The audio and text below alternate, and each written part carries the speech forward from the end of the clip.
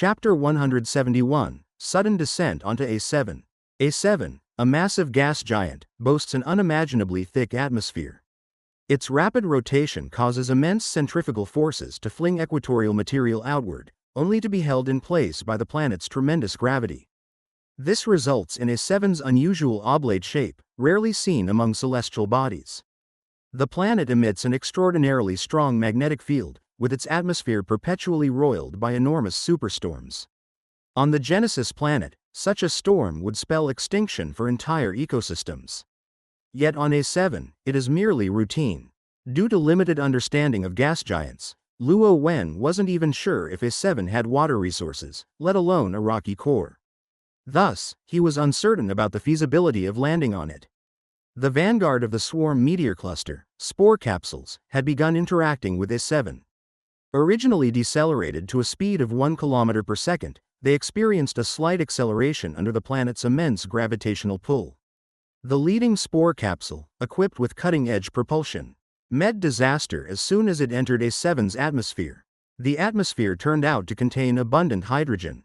Upon contact, the high-temperature energy emitted by the spore capsule ignited the hydrogen. Fortunately, for reasons unknown, the explosion was not large. It left behind a puff of steam and slightly veered the spore capsule off course. However, the resulting blast significantly reduced the capsule's speed, prompting Luo Wen to order its propulsion system to shut down and rely on inertia alone. A team of intelligent entities swiftly analyzed the cause of the explosion. The experts gathered for this mission, though limited in data, pooled their insights to propose a plausible explanation. A7's atmosphere, while rich in hydrogen, contains no oxygen. However, the energy jets from the spore capsule carried trace amounts of unreacted oxygen from its reaction chamber.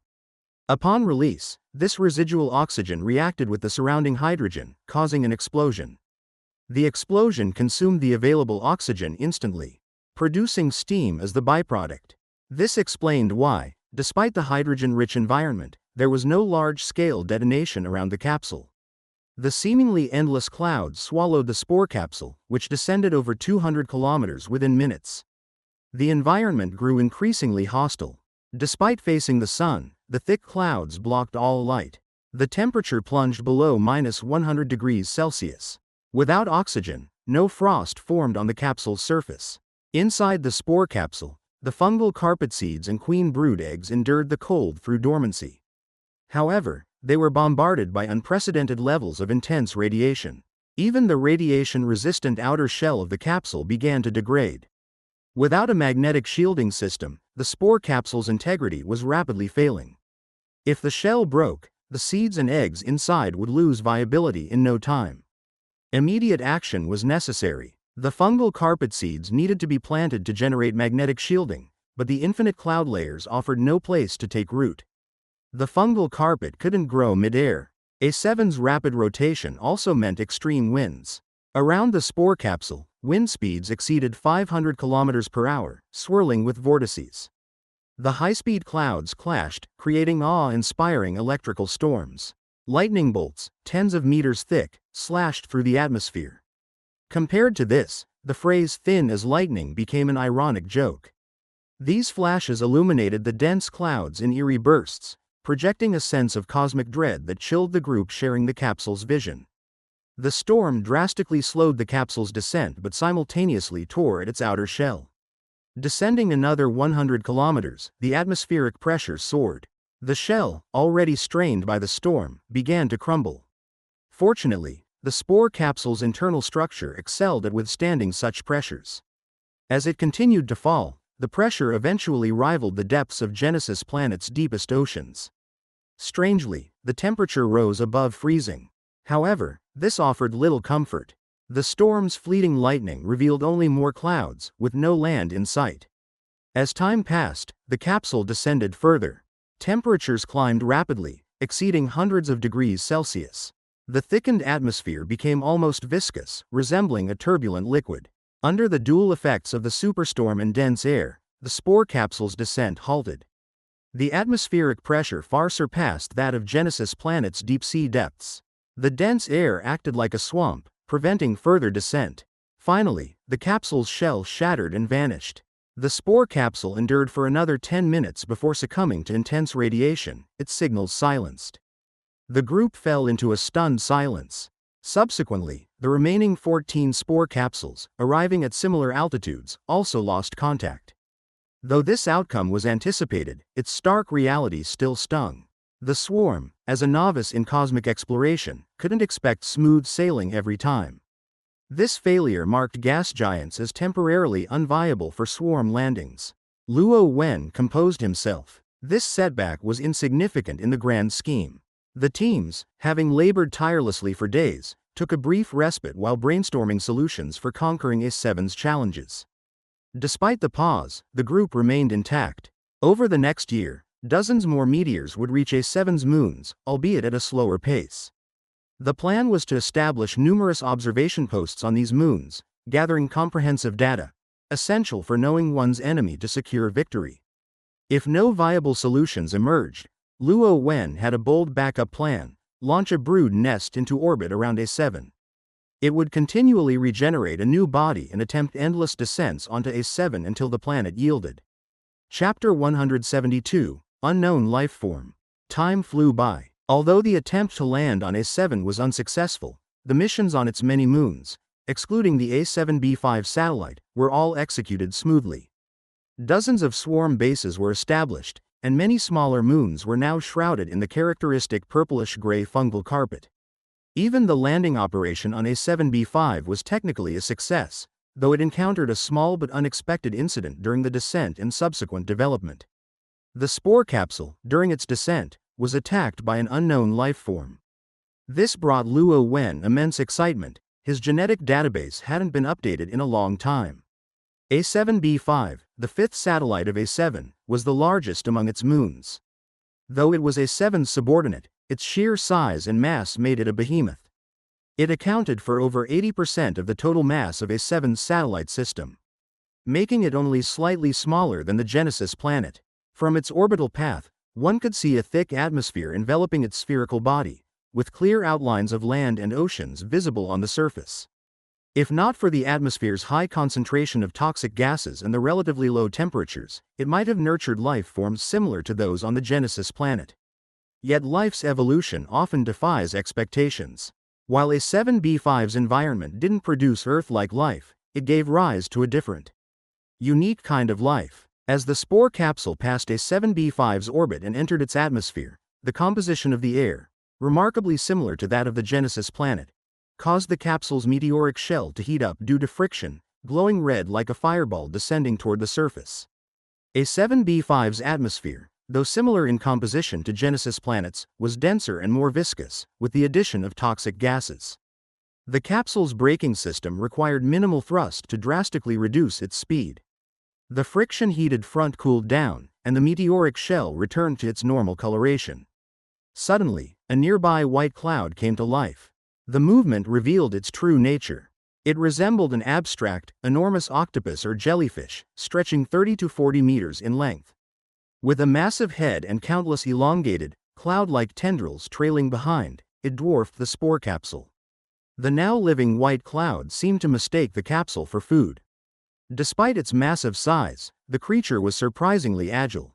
Even though the spore capsule was traveling at approximately 2,000 kilometers per hour, slow by space standards, this cloud entity confidently pursued it.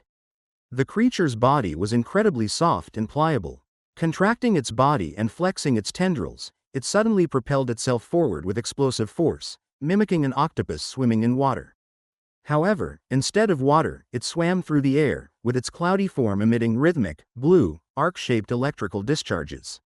Luo Wen and the team of intelligent entities, witnessing this scene through shared vision, were momentarily stunned. The white cloud organism, wingless, moved by swimming and steadily closed the gap with the spore capsule. Its seemingly fluffy, cloud-like form showed no signs of dispersing, even at such high speeds. Its enormous head resembled a giant cotton candy puff, accented by the glow of blue electrical arcs, an endearing sight from afar. However, as it neared and its immense size became apparent, the sense of oppression erased any semblance of cuteness. Nature often provides examples of such phenomena. A pet pig can be adorable, but a wild boar is terrifying. Similarly, tiny insects might be charming, but larger ones are horrifying. The cute giant took no time to demonstrate its true nature. It made no attempt to slow down, relying on its speed advantage as it streaked past the spore capsule, its dozens of glowing tendrils coiling toward the capsule's meteoric shell.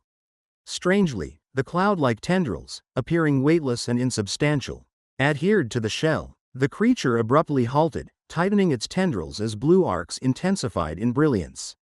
However, it had clearly overestimated its strength. The capsule barely decelerated before breaking free and continuing its descent. As it disentangled itself, several tendrils were torn off, spilling transparent fluid. These severed tendrils vanished in an instant, their destination unknown. The white cloud emitted a silent roar, its entire body glowing brighter with electrical arcs. Accompanied by a faint hum, it surged forward again, catching up to the spore capsule within moments and entangling it once more. The process repeated, the creature halted, the tendrils tightened, and then they were ripped apart. However, this time, the capsule's speed dropped more significantly, reducing its velocity to approximately 1,500 kilometers per hour. The creature's repeated attempts had cut the capsule's speed nearly in half.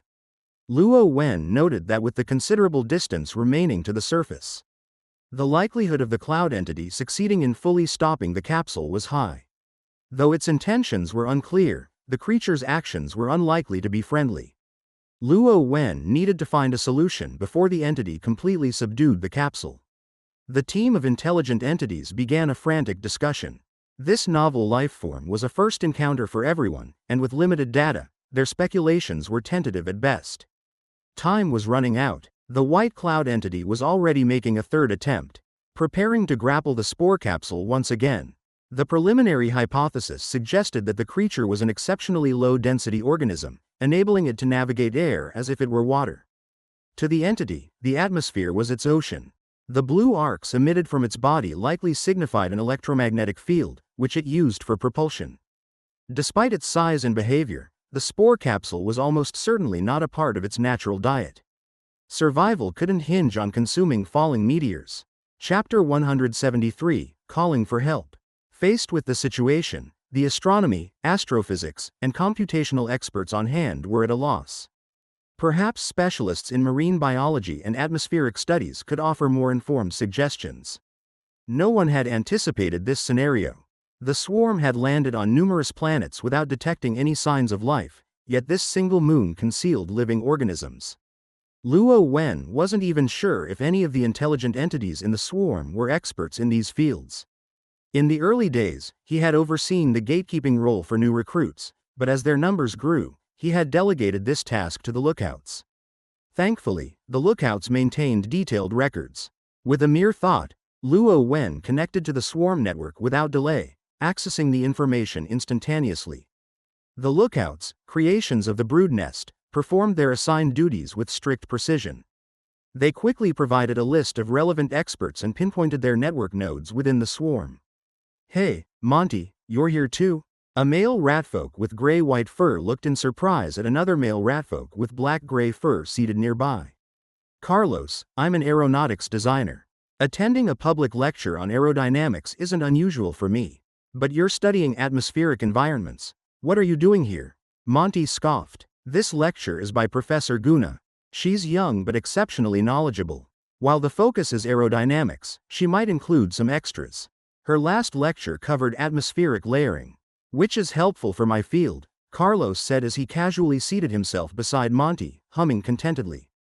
"Huh, you're attending this just for a slim chance of hearing something relevant? You're never this enthusiastic about your core subjects," Monty teased. Carlos retorted, "If I wasn't here for the lecture, why else would I come? Come on, look around. This room's full of male ratfolk. Besides the serious listeners, the rest are clearly here for the same reason. Do I need to spell it out?" Monty sneered. "What's wrong with that? Professor Guna is only a few years older than us. She's pretty, kind, and brilliant. Why not appreciate her while learning something?" Carlos replied confidently. If Luo Wen were present, he'd undoubtedly be speechless.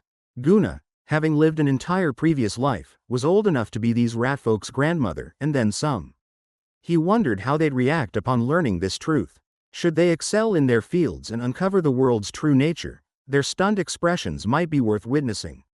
For reasons unknown, swarm intelligent entities returning to Ratfolk society tended to favor young adult bodies. Females typically chose forms around 20 years old, while males preferred 30 to 40 years old. To Luo Wen, apart from their fur colors, they all looked alike. Without the node identity markers, he couldn't distinguish one from another.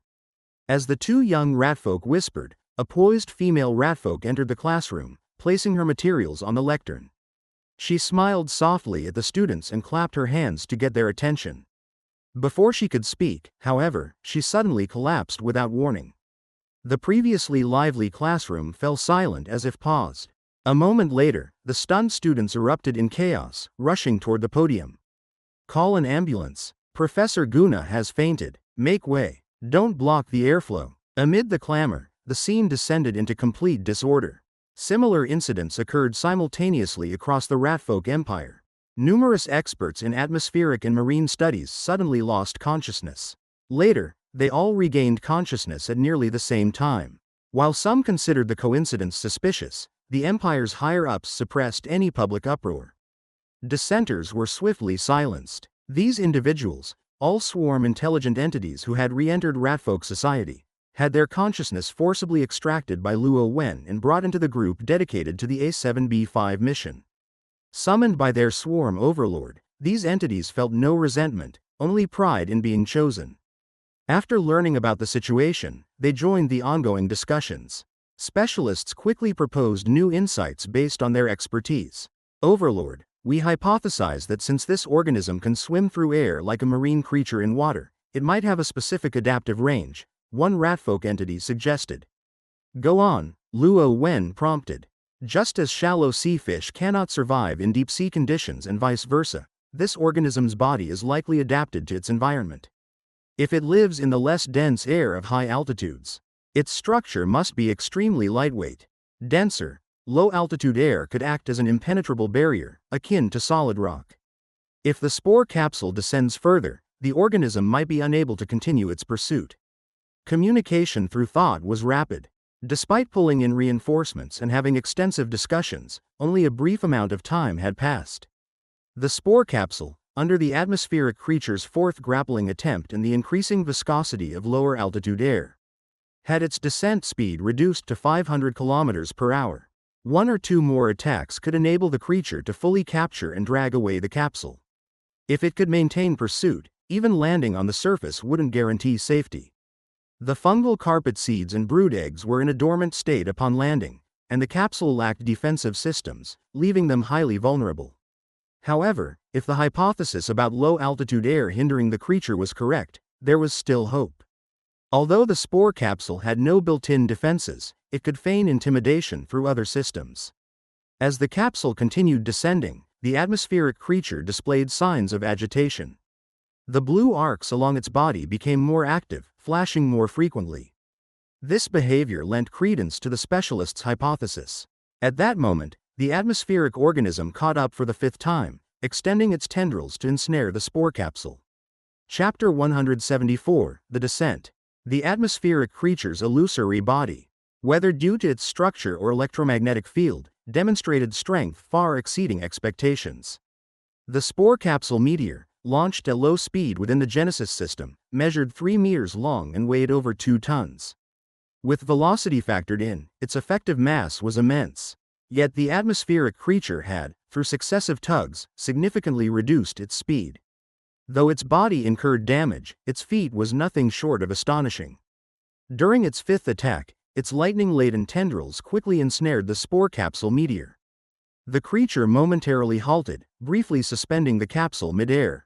This attack exhausted the momentum the creature had built, leaving it under the sole influence of A7B5's gravity. While several tendrils snapped, the creature maintained its grip, aided by more tendrils latching on. The capsule's descent was entirely arrested, and under the creature's pull, it began to ascend. Meanwhile, in the swarm network, Luo Wen and the intelligent entities concluded their discussion. Under Luo Wen's command, the capsule's propulsion system activated. The system rapidly generated hydrogen and oxygen, releasing them in a partially reacted state, along with significant heat, through its exhaust vents.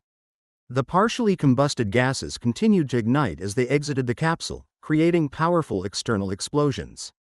The capsule, covered in exhaust vents, erupted into a fireball as explosions simultaneously detonated around its surface.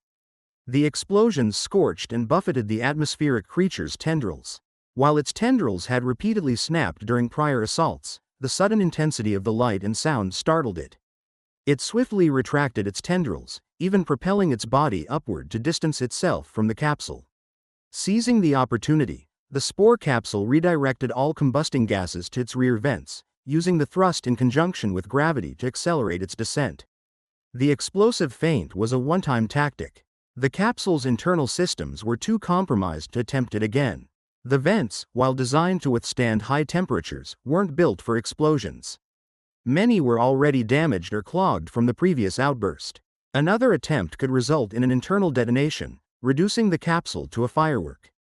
Moments later, the atmospheric creature seemed to realize it had been duped. Furious, its blue arcs flared to an intensity that painted its entire body electric blue, obscuring the details of its cloud-like structure. It now resembled a 30-meter-long thundercloud avatar, radiating a suffocating aura of menace as it charged toward the capsule. However, the brief delay allowed the capsule to put significant distance between them. As the capsule descended to lower altitudes, the denser air became a barrier. The creature's brilliant arcs intensified, yet its movements grew sluggish, as though trapped in quicksand. Finally, it reached a critical point. The creature's downward momentum abruptly ceased, its body compressing as if colliding with an invisible wall. The hypothesis was correct. Denser, lower-altitude air acted like solid ground to the atmospheric creature, rendering it incapable of pursuit. Despite repeatedly slamming against the invisible barrier, its body couldn't penetrate. It was akin to a human attempting to dive 2,000 meters underwater without protection, an impossible feat. Frustrated, it could only hover above, its arcs dimming slightly, as though reluctantly bidding farewell to the capsule. The spore capsule hit the ground with an explosive impact, kicking up a cloud of icy debris and sandy dust. The crash formed a radial pattern on the surface, marking its landing. Despite the damage sustained during its descent, the capsule's interior remained intact. The fungal carpet seeds and brood eggs were protected by layers of nutrient-rich material, shielding them from harm. Following standard procedures, the fungal carpet seeds were expelled, taking root and beginning to sprout. Due to uncertainties about other potential life forms on A7b5, the fungal carpet's rhizome cage was embedded deep underground. There, the queen brood and auxiliary bugs could safely begin preliminary development. A7b5's massive size had warranted the deployment of 4 swarm meteors.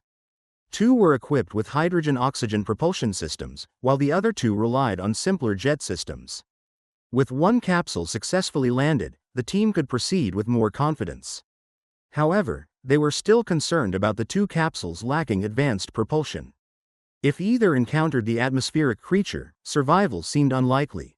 30 minutes later, the second spore capsule meteor entered A7b5's atmosphere. This capsule also carried a hydrogen-oxygen propulsion system, and Luo Wen, alongside the intelligent entities, stood vigilant, ready for an imminent assault. To minimize time spent in the atmospheric creature's range, the capsule maintained a speed higher than the standard descent rate. It would rely on full-thrust combustion to decelerate after clearing the danger zone, even at the cost of internal damage. After all, once the capsule landed, its task was complete. Whether intact or scorched, it would eventually be absorbed into the fungal carpet. Luo Wen doubted the fungal carpet would be particular about taste or texture. Fortunately, the atmospheric creatures appeared to be scarce. The second capsule streaked through the skies unscathed and landed safely 200 kilometers southeast of the first. The team breathed a collective sigh of relief and took a brief rest before preparing for the third capsule's entry an hour later. This third capsule, lacking a hydrogen-oxygen propulsion system, posed a fresh challenge for the group. How to ensure its safe landing would be a new test of their ingenuity. Chapter 175, Playing or Fighting. For Luo Wen, the safe landing of just 2 spore capsule meteors was sufficient to achieve his strategic goals. Adding more bugs would simply accelerate the development speed. As such, Even if the remaining 2 spore capsule meteors were destroyed, it wouldn't significantly impact his plans. However, having the spore capsule meteors traverse through regions inhabited by atmospheric organisms presented an excellent opportunity to observe their behavior. Their genetic material held immense research value and should ideally be integrated into the swarm genetic bank to aid the swarm's future evolution. Therefore, Luo Wen was almost hoping the latter 2 spore capsule meteors would encounter atmospheric organisms and provoke their attacks. This would allow him to better study these creatures and develop strategies to hunt them down. The 3rd spore capsule meteor entered the atmosphere. Compared to the hydrogen-oxygen propulsion system, the braking performance of its jet propulsion system was significantly inferior. Despite engaging its jets at full throttle to decelerate, the spore capsule meteor streaked across the sky at astonishing speed. White clouds floated lazily in the sky, utterly indifferent to the fireball streaking past. Luo Wen and his intelligent entities knew far too little about atmospheric organisms. If they didn't actively attack, it was nearly impossible to distinguish them from ordinary clouds. After a period of anxious anticipation, the spore capsule meteor landed without encountering any attacks, leaving Luo Wen and his team disappointed. An hour later, the 4th spore capsule meteor finally entered the atmosphere of planet A7b5. Whether it was fortunate or unfortunate, as soon as it began igniting flames in the atmosphere, 3 distinct clouds in its vicinity started to move. These 3 clouds transformed into atmospheric organisms, rushing toward the spore capsule meteor. Luo Wen observed that these atmospheric organisms seemed to lack a fixed form. All 3 looked distinctly different. One resembled an abstract giant bird, about 40 meters long. Its triangular limb structure at the front could barely pass for a head, followed by a long, cloud-like neck. Its flat, elongated body extended to asymmetrical wings, with no apparent tail. Another looked like a massive whale, over 30 meters long, though still abstract in shape. Its overall edges were jagged, giving it a soft, billowing appearance. The last cloud creature was simply unclassifiable, resembling an irregularly shaped cloth spread out. Its size, however, was the largest, exceeding 50 meters. Luo Wen soon realized these creatures were not randomly shaped but seemed to be some form of soft-bodied organism. When idle, they coiled and compressed, creating bizarre shapes. However, when they moved, their forms gradually morphed into an octopus-like structure with a large central body and dozens of trailing, tentacle-like limbs. As they accelerated, faint blue arcs of electricity began to ripple across their bodies. Luo Wen and the intelligent entities speculated that these blue arcs represented many things. For example, the simplest and most verifiable hypothesis was that the frequency and brightness of the blue arcs correlated with the creature's output power. When they exerted greater force, the arcs became more frequent and intense. At a certain threshold, these arcs could envelop their entire bodies. Another theory posited that the arcs might serve as a form of communication among the atmospheric organisms. The spore capsule was equipped with eagle eye bugs capable of detecting most wavelengths of light, as well as hidden cochlear and sensory hairs capable of picking up a wide range of sounds.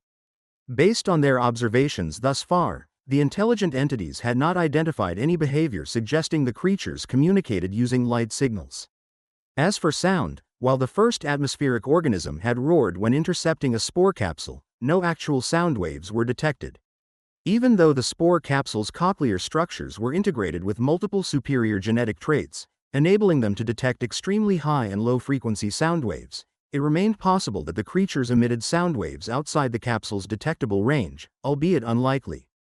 Additionally, during earlier encounters, when the first atmospheric organism failed to intercept the spore capsule, losing several limbs in the process, and when it was completely blocked by an air wall, its body emitted abnormal flashes of blue arcs. This suggested that, at the very least, the flashing frequency of the blue arcs served as an emotional indicator for these creatures. It was possible that their peers could glean information from these displays. The spore capsule meteor, under the relentless attacks and tugs of the 3 atmospheric organisms, was soon halted midair and captured. Its own weight was insufficient to escape their grasp. What happened next reshaped Luo Wen and the intelligent entity's understanding of these organisms. Initially, when the largest of the 3, measuring over 50 meters, secured the spore capsule meteor, the 2 to 3 meter long object looked like a basketball in its grasp. Luo Wen had assumed the creature would immediately consume the spore capsule meteor. After all, why else would they expend so much effort to capture it? Reality proved otherwise. The atmospheric organism treated the spore capsule meteor more like a fascinating new toy. It dragged the capsule along, flying back and forth through the air. Blue arcs flickered frequently across its body. While Luo Wen couldn't discern how these flashes differed from the ones during its enraged state, he speculated that the creature was feeling excitement or joy rather than anger. The other two organisms, which had failed to secure the toy, also emitted flickering blue arcs as they floated and swirled around the largest one. Luo Wen guessed they, too, were experiencing joy, given that they had jointly captured the toy. However, he was quickly proven wrong. The blue arc frequencies on the two toy-less organisms began to spike, as did those on the largest one. Just as Luo Wen assumed they were reveling in excitement, the three organisms suddenly began fighting. The two smaller ones teamed up to attack the largest one. For a moment, the intense flashes of electricity left Luo Wen and the intelligent entities utterly dumbfounded. Was this play or combat? Luo Wen could no longer tell. The intensity of their battle had far surpassed the boundaries of mere playfulness. Chapter 176, Games. The largest atmospheric organism, constrained by many of its tentacle-like limbs still wrapped around the spore capsule meteor, was at a disadvantage. Coupled with the loss of limbs it had suffered earlier while intercepting the meteor, it found itself in a precarious position. Despite its immense size, it had fewer limbs available for defense and attack. In contrast, the two smaller atmospheric organisms, though also damaged during their initial interception attempts, were unburdened and outnumbered it, not by much, but their combined limbs exceeded the largest ones by several dozen. As the fierce brawl between the three unfolded, their limbs were torn apart, splattering transparent liquid into the air, making it seem as though a localized drizzle had begun. Before long, the largest atmospheric organism suffered severe injuries. Finally, with only a dozen or so limbs remaining, it relinquished its grip on the spore capsule meteor, flinging it away. The two smaller atmospheric organisms immediately ceased their assault on the largest and turned their attention to the now unclaimed spore capsule meteor. The slightly larger of the two managed to secure the meteor, leveraging its size advantage. It began to drag the meteor around, wobbling back and forth in midair. However, it hadn't played with its toy for long before the smallest atmospheric organism attacked it. Soon, the largest organism re-entered the fray, and a chaotic melee ensued. As the battle continued, more cloud-like atmospheric organisms appeared, joining the struggle. By the end, over 100 atmospheric organisms were involved, rolling through the sky like a massive storm of clouds, with blue electric arcs flashing incessantly. The sheer scale of the battle, accompanied by its dazzling light and sound effects, was a spectacle rarely seen. This event shattered Luo Wen and the intelligent entity's previous assumptions about the rarity of these creatures. Initially thought to be scarce, their numbers turned out to be unexpectedly large. The spore capsule meteor, in comparison to these colossal beings, each averaging over 30 meters in length, truly resembled nothing more than a toy, constantly contested. Fortunately, the low-density structure of the atmospheric organisms' bodies meant their attacks were not particularly destructive. Otherwise, the spore capsule meteor would likely have been crushed long ago. The battle, which Luo Wen expected to last longer, ended surprisingly quickly. In less than an hour, the numerous atmospheric organisms had exhausted their interest. While the time was short, many organisms suffered severe injuries, with some reduced to just 2 remaining limbs. Yet, the wounds didn't appear as critical as they seemed. During the scuffle, Luo Wen and the intelligent entities had meticulously counted their numbers. By the time the battle ended, not a single atmospheric organism had perished. The spore capsule meteor, due to its weight, required active support from the atmospheric organisms to remain airborne. Through their continuous observation, Luo Wen and his team deduced that these creatures could float effortlessly in the sky, much like genuine clouds, solely due to their ultra-low density bodies. However, when they held onto the spore capsule meteor, their natural buoyancy was insufficient, and they had to rely on an unknown electromagnetic mechanism to maintain altitude. Sustained use of this mechanism seemed to be a burden for them. Perhaps now, having tired themselves out in their competitive play, not one of the atmospheric organisms was willing to take responsibility for keeping the toy. Thus, the spore capsule meteor was abandoned. The once fiercely contested object was now discarded like an insignificant roadside pebble. The abandoned meteor streaked through the sky, covered in a layer of unidentified liquid, and plummeted toward the ground. This liquid, splattered from the atmospheric organism's injuries, was likely either blood or some other biological fluid.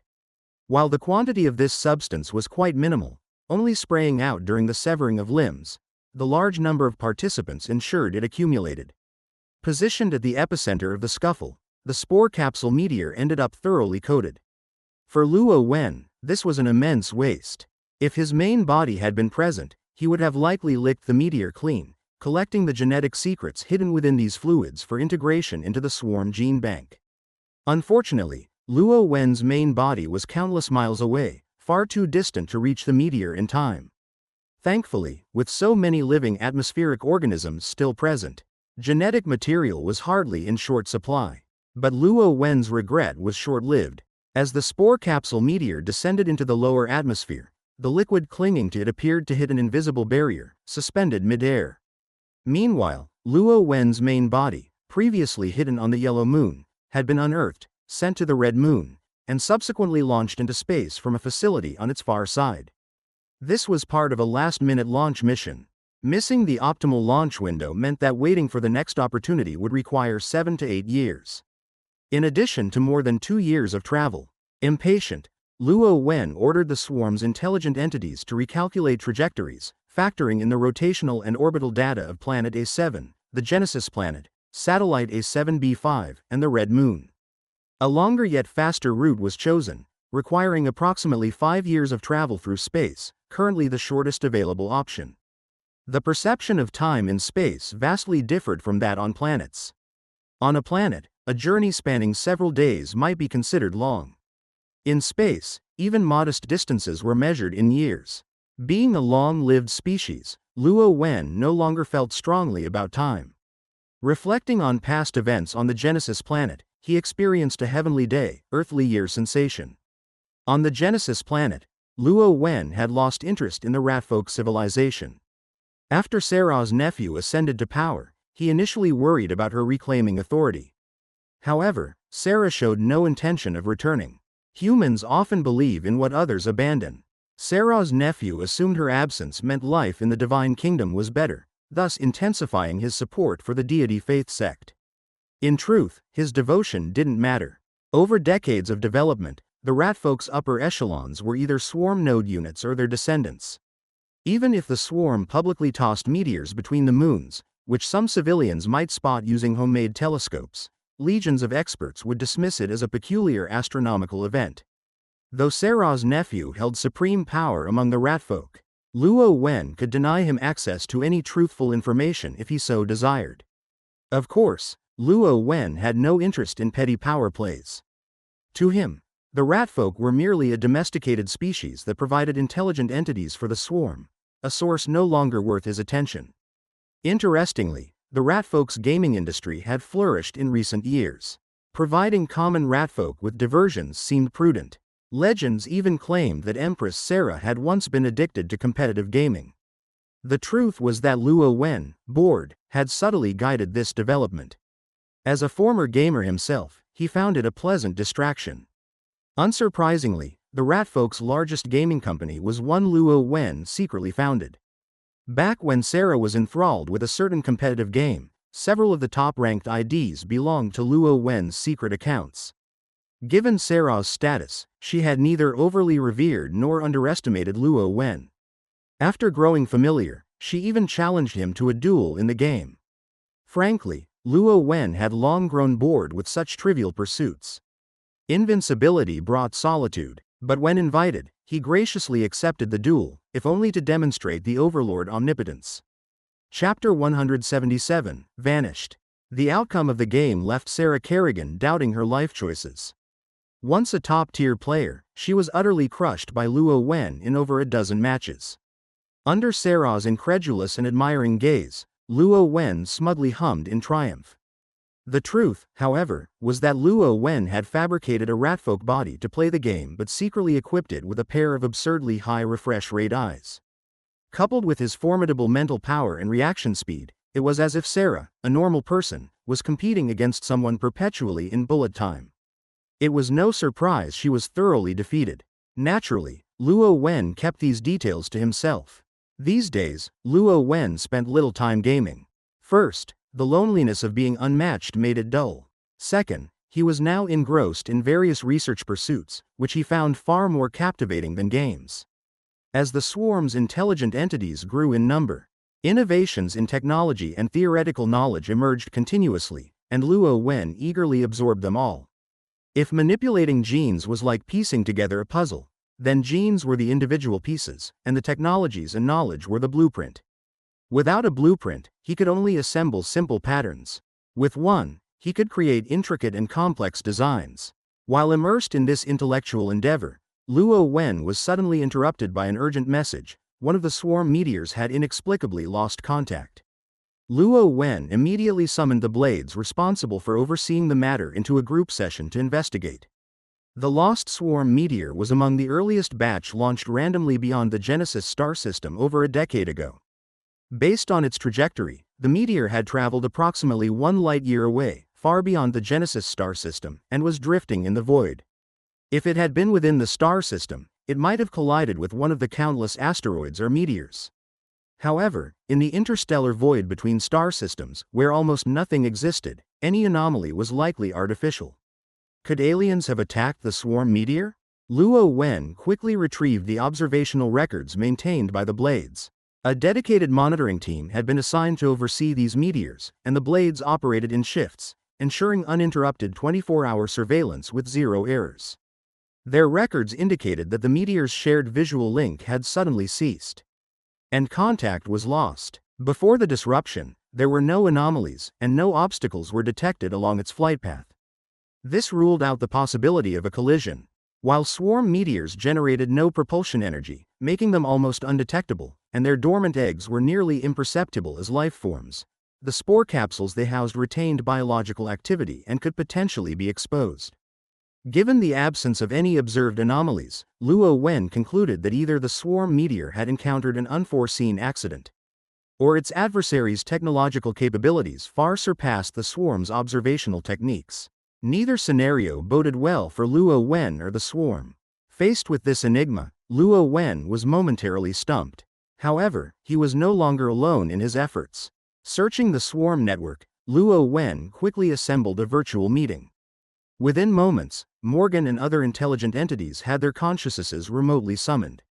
Luo Wen briefed them on the situation, sparking an intense debate. As the saying goes, 2 heads are better than 1. And Luo Wen's group now comprised over 100 members. Ideas clashed and hypotheses abounded, producing a few promising sparks of insight. Unfortunately, each theory was ultimately disproven. The situation grew increasingly dire. The unknown was always the most terrifying, and whatever entity disrupted the swarm meteor seemed far from friendly. As a precaution, Luo Wen ordered all swarm bases on colonized planets to retreat underground, ceasing all surface activity. Even the launch platforms on the red and yellow moons were dismantled and absorbed into the fungal carpet, leaving no trace. Days turned into weeks, but the discussions yielded no substantial breakthroughs. Then, without warning, another swarm meteor vanished.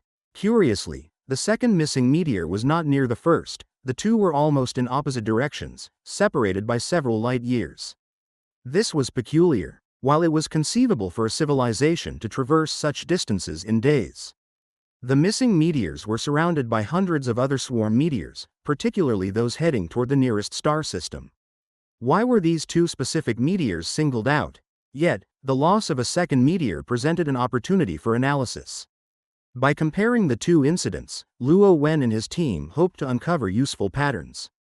Indeed, the intelligent entities soon proposed a plausible theory, one that left Luo Wen speechless. Their calculations revealed that both missing meteors had been in relatively isolated positions, with no other swarm nodes within 1.052156 light-years of their vicinity. From this, the intelligent entities hypothesized that the meteors were not attacked but had instead exceeded the swarm network's coverage range and effectively disconnected.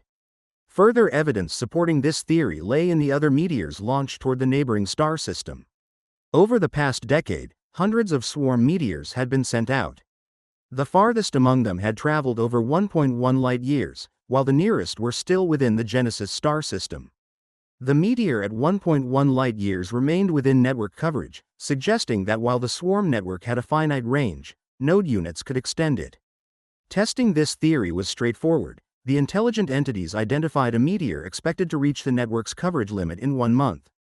It, too, would have no nearby nodes within 1.052156 light-years. The waiting game began, with anticipation mounting as the days crept by.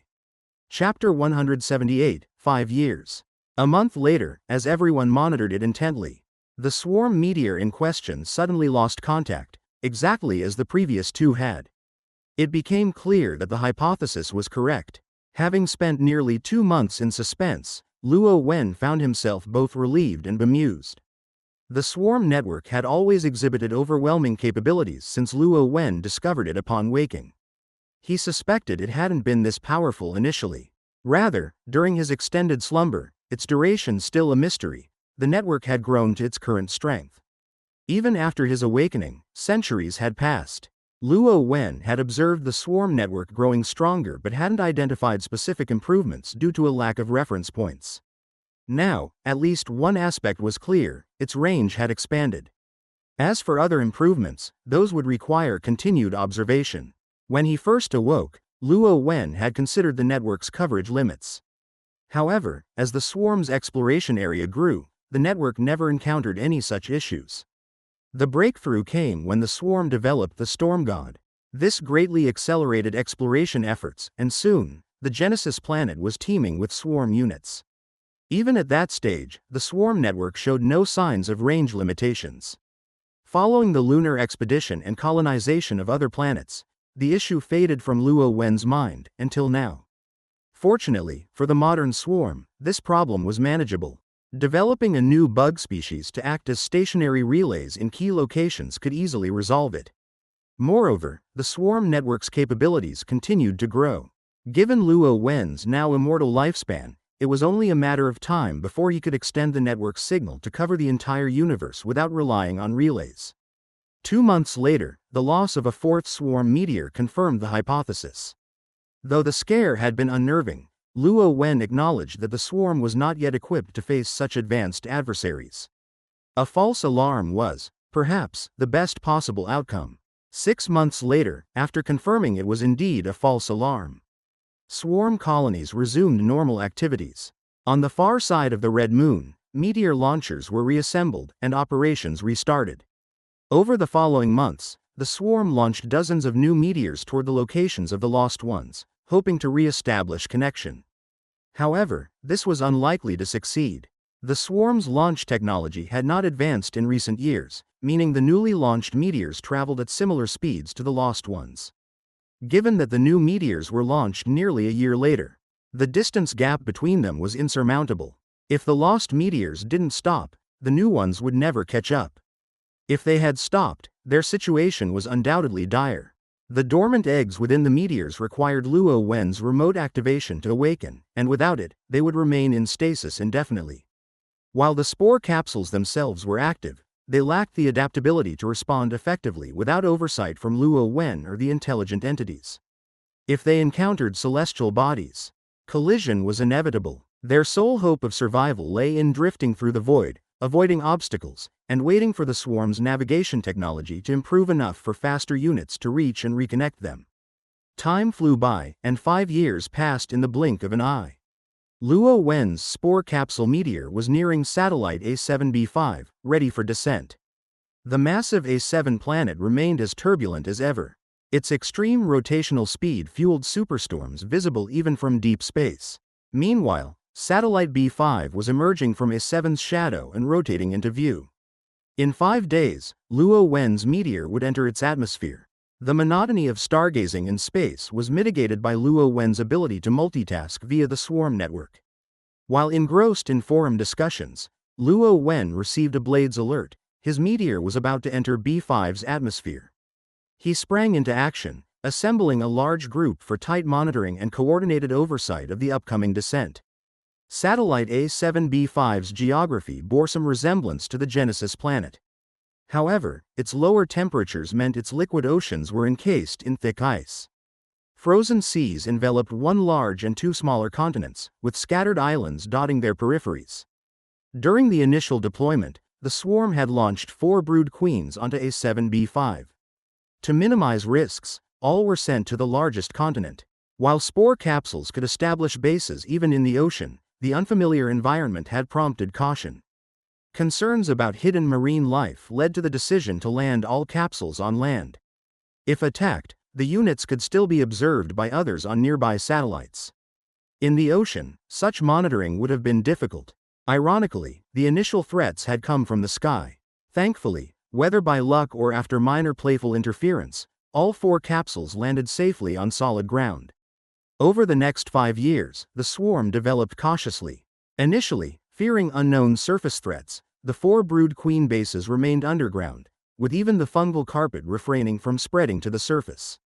After producing small scout flyers and discovering that the continent was utterly barren, even of plants, the bases abandoned their caution. With no threats, the 4 bases began an explosive expansion. In 5 years, they had transformed A7B5's largest continent into a purple-gray expanse and had started extending into the frozen oceans. Chapter 179, Battle in the Sky. Through the fungal carpet and various swarm units, simple reconnaissance and contact in the ocean revealed no signs of life in the waters.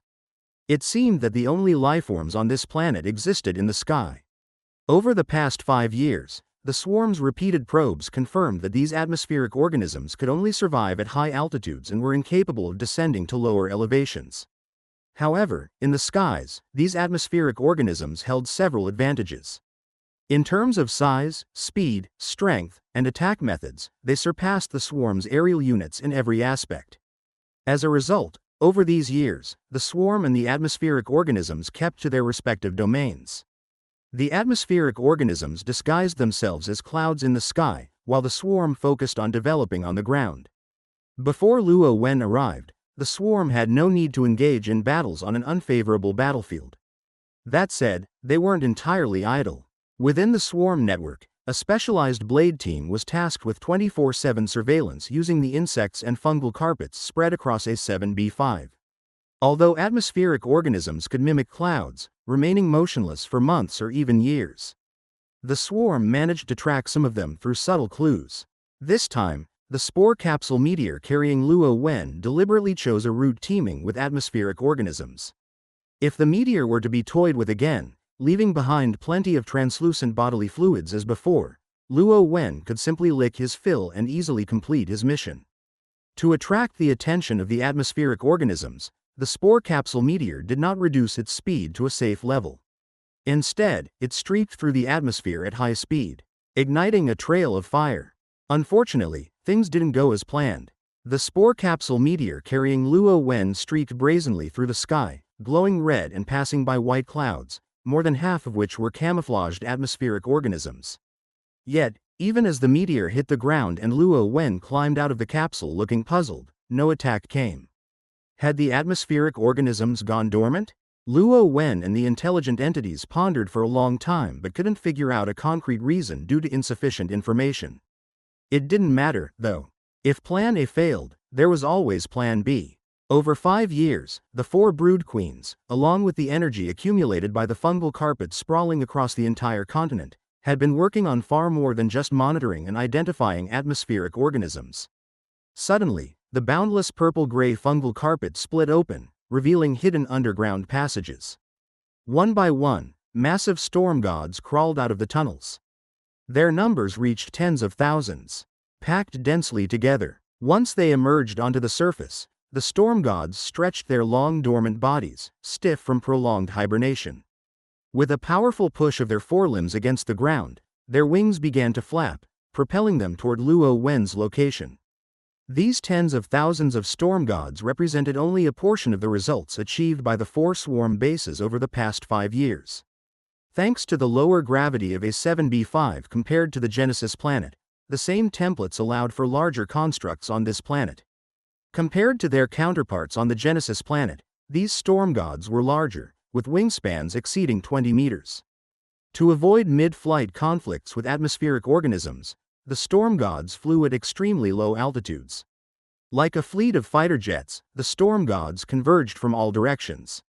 Their low-altitude flight cast vast shadows over the ground, their wingbeats whipping up fierce winds that stirred dust into massive clouds, creating an awe-inspiring scene.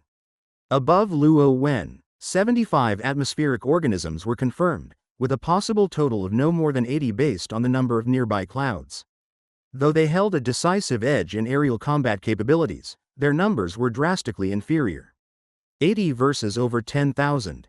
Luo Wen didn't even need a prolonged battle, he only needed to risk everything to obtain a new body.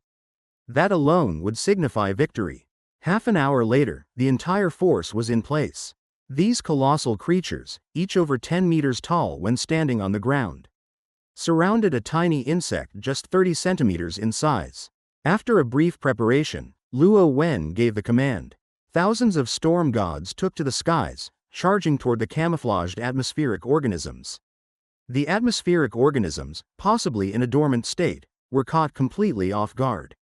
Nearly half of them were torn apart by the overwhelming numbers of storm gods before they could retaliate.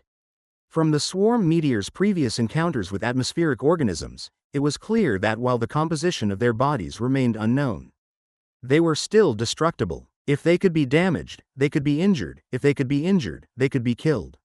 Luo Wen was confident they didn't possess the same backup black tech as he did, the swarm network.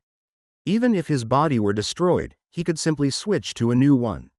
Several storm gods opened their mouths to devour the shattered remains of the atmospheric organisms. These organisms' bodies were extremely low in density and weight. If left alone, they would float in the air rather than fall to the ground. The storm gods tasked with this were equipped with specialized storage stomachs to preserve the atmospheric organisms' body tissues intact. On the ground, the fungal carpet behind Luo Wen split apart, revealing a massive underground passage. Luo Wen entered it first, his mission accomplished and no longer interested in the ongoing battle. Meanwhile, a group of hundreds of intelligent entities and blades within the swarm network were observing the combat in detail. Even if Luo Wen didn't watch, any new discoveries would be meticulously documented. Subsequently, the storm gods that had consumed atmospheric organisms descended and entered the tunnels. The battle in the sky grew increasingly intense. The awakened atmospheric organisms displayed formidable combat prowess. While they might not excel at moving rocks, they were highly effective against the flesh and blood storm gods. Storm gods relied on wingbeats and air currents for flight and maneuvering, making them significantly more agile than many mechanical constructs. However, when facing atmospheric organisms, which operated on electromagnetic propulsion, they were utterly outclassed in agility. It was akin to the difference between old-fashioned jet fighters and fifth-generation advanced combat aircraft, a massive disparity in combat effectiveness. For instance, the storm god's gliding speed was barely over 100 kilometers per hour. With sustained acceleration over long distances, they could reach 500 kilometers per hour, but not for long. In contrast, the atmospheric organisms could easily match the 2,000 km per hour diving speed of the spore capsule meteor. The sheer difference in these figures alone highlighted the gap between them. Chapter 180, a new template. So far, the fastest speed demonstrated by the atmospheric organisms was during their pursuit and interception of the swarm meteors. However, the swarm still wasn't certain whether that was their upper limit. Logically, with their extremely low-density bodies, the air resistance they would encounter at high speeds would be unimaginable. It should be impossible for them to accelerate to such velocities. Yet, the reality was undeniable, they had achieved it. Luo Wen no longer needed to speculate. Whatever secrets they held, he would soon uncover them. In an underground chamber, a special room awaited. The room was vast, spacious enough to allow 5 or 6 storm gods to dance inside. Its walls had undergone special treatment, reinforced bit by bit with unique adhesives secreted by the insects. The walls were smooth as mirrors, waterproof and toxin-proof. However, the room's tight seal meant that air could only circulate through the entrance passage, creating a somewhat oppressive atmosphere. Fortunately, Luo Wen's body came equipped with its own ecological circulation system, eliminating any need to rely on external air. This detail made little difference to him. The storm gods that entered the cavern performed a series of indescribable actions, retrieving the atmospheric organisms' limbs stored in their specialized stomachs. These materials no longer resembled white clouds but instead took on the appearance of translucent liquids. Once exposed, they floated toward the ceiling of the room.